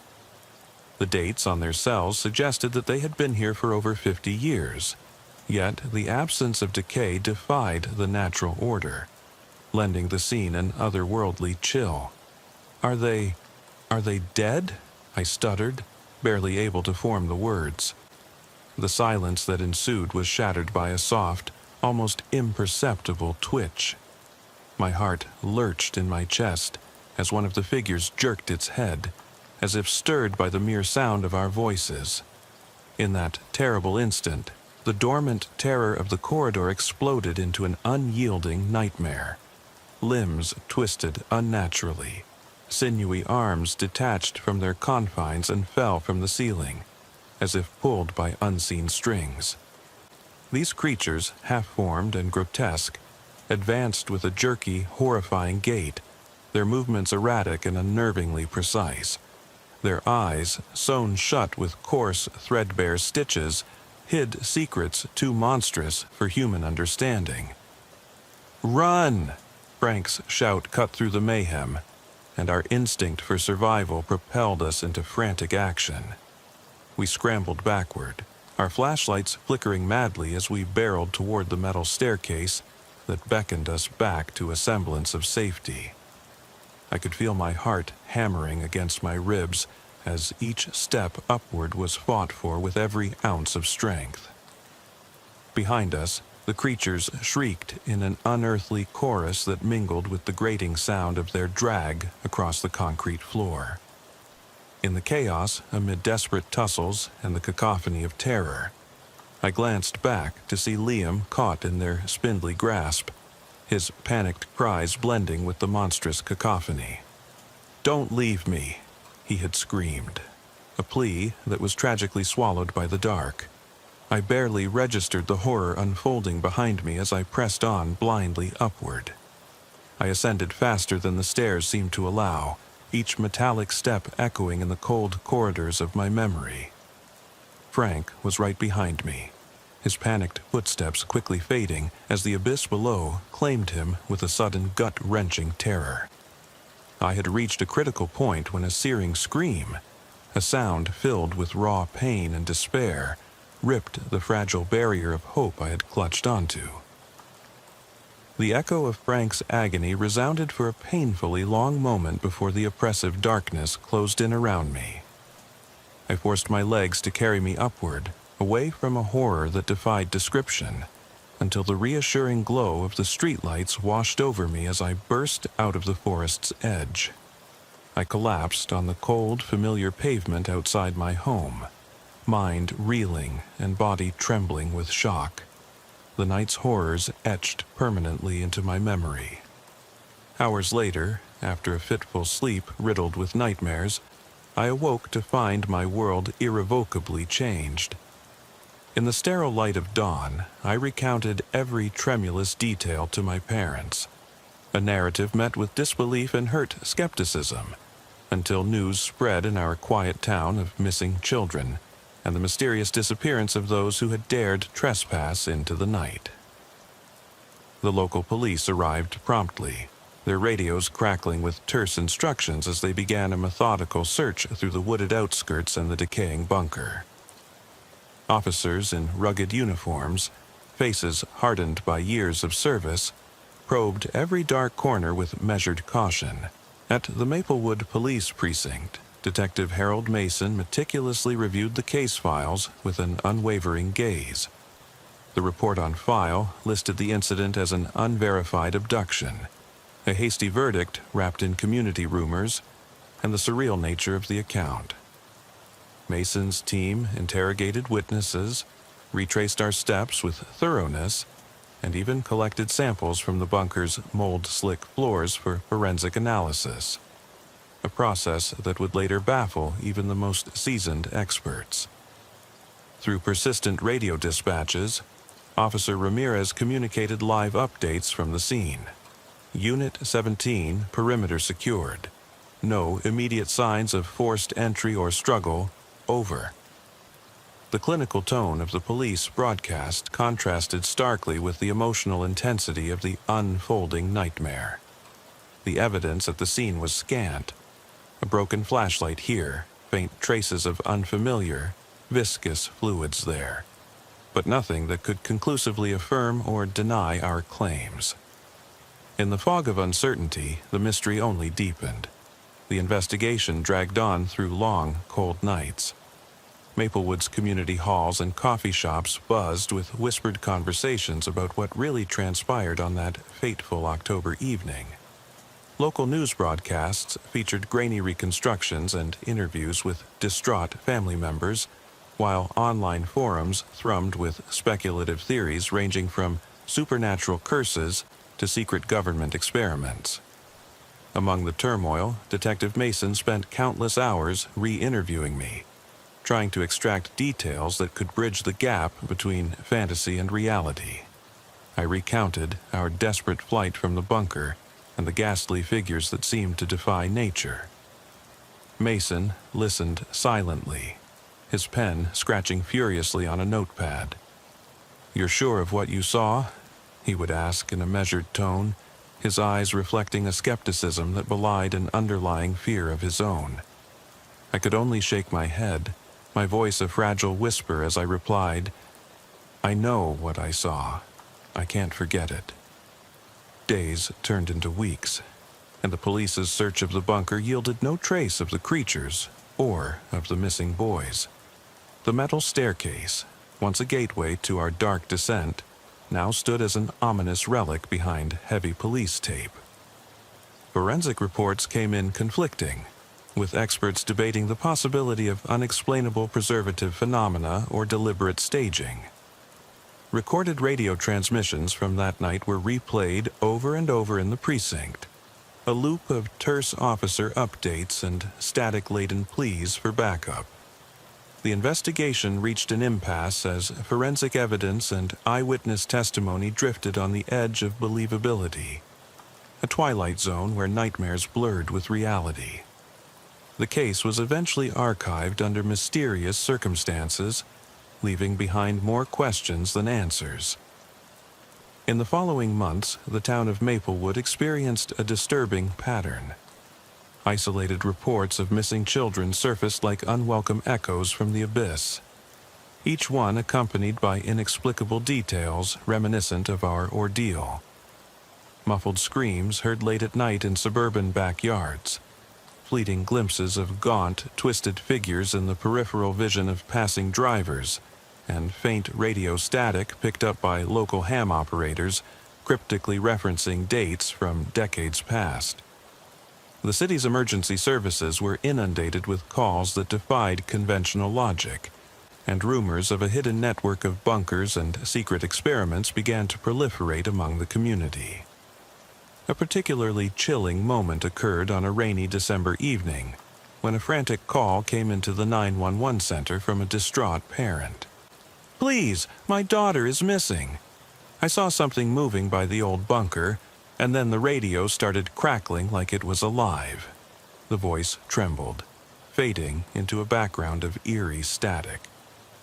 The call was traced back to a quiet cul-de-sac near the forest's edge, a location now shrouded in dread and unspoken legends. As I sat in the cramped living room of my childhood home, speaking softly over the phone to a detective who politely urged me to contact a psychiatrist, I couldn't shake the chilling certainty that the horror had not been confined to that fateful night. Every creak in the floorboards and every flicker of the television became a sinister reminder of what lurked just beyond the veil of ordinary life.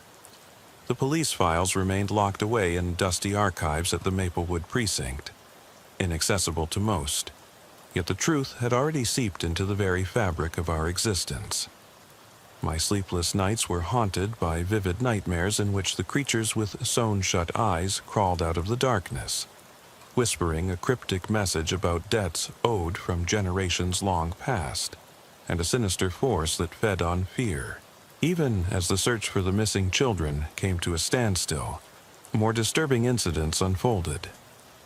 A local journalist, determined to unearth the truth behind the unresolved case, recorded a series of clandestine interviews with retired police officers and locals who remembered the eerie silence that followed that October night. It was like the forest swallowed the screams, leaving nothing but questions, one of them recalled over a grainy cell phone camera. Another hinted at a covert operation orchestrated by unknown parties, implying that the stories of the malformed figures were part of an elaborate cover-up. The more I heard these accounts, the more I became convinced that Maplewood was sitting atop secrets that were never meant to be unearthed. A macabre tapestry of lost souls and hidden experiments stretching back to the Cold War. In my restless hours, I pored over every scrap of information I could find, searching for clues that might reconnect me with Frank's laughter or reveal the final moments of Liam's desperate cries. The evidence was thin, but every detail, from the genuine police transcripts to the first-hand recollections of distressed witnesses, painted a picture so incongruent with ordinary life that it could not be dismissed as mere delusion. Then there was the disturbing incident on an overcast morning in early February, when a group of local teenagers, emboldened by urban legends and the promise of viral internet fame, attempted to revisit the bunker. Their plan was to document the alleged hauntings and secret passages rumored to lie beneath the forest. Their amateur recordings captured fleeting images of rusted metal corridors and inexplicable shadows dancing on cracked walls. A brief but unnerving police radio broadcast interjected their video, a terse, disembodied voice warning, "This is Unit 12. Do not engage. Backup en route."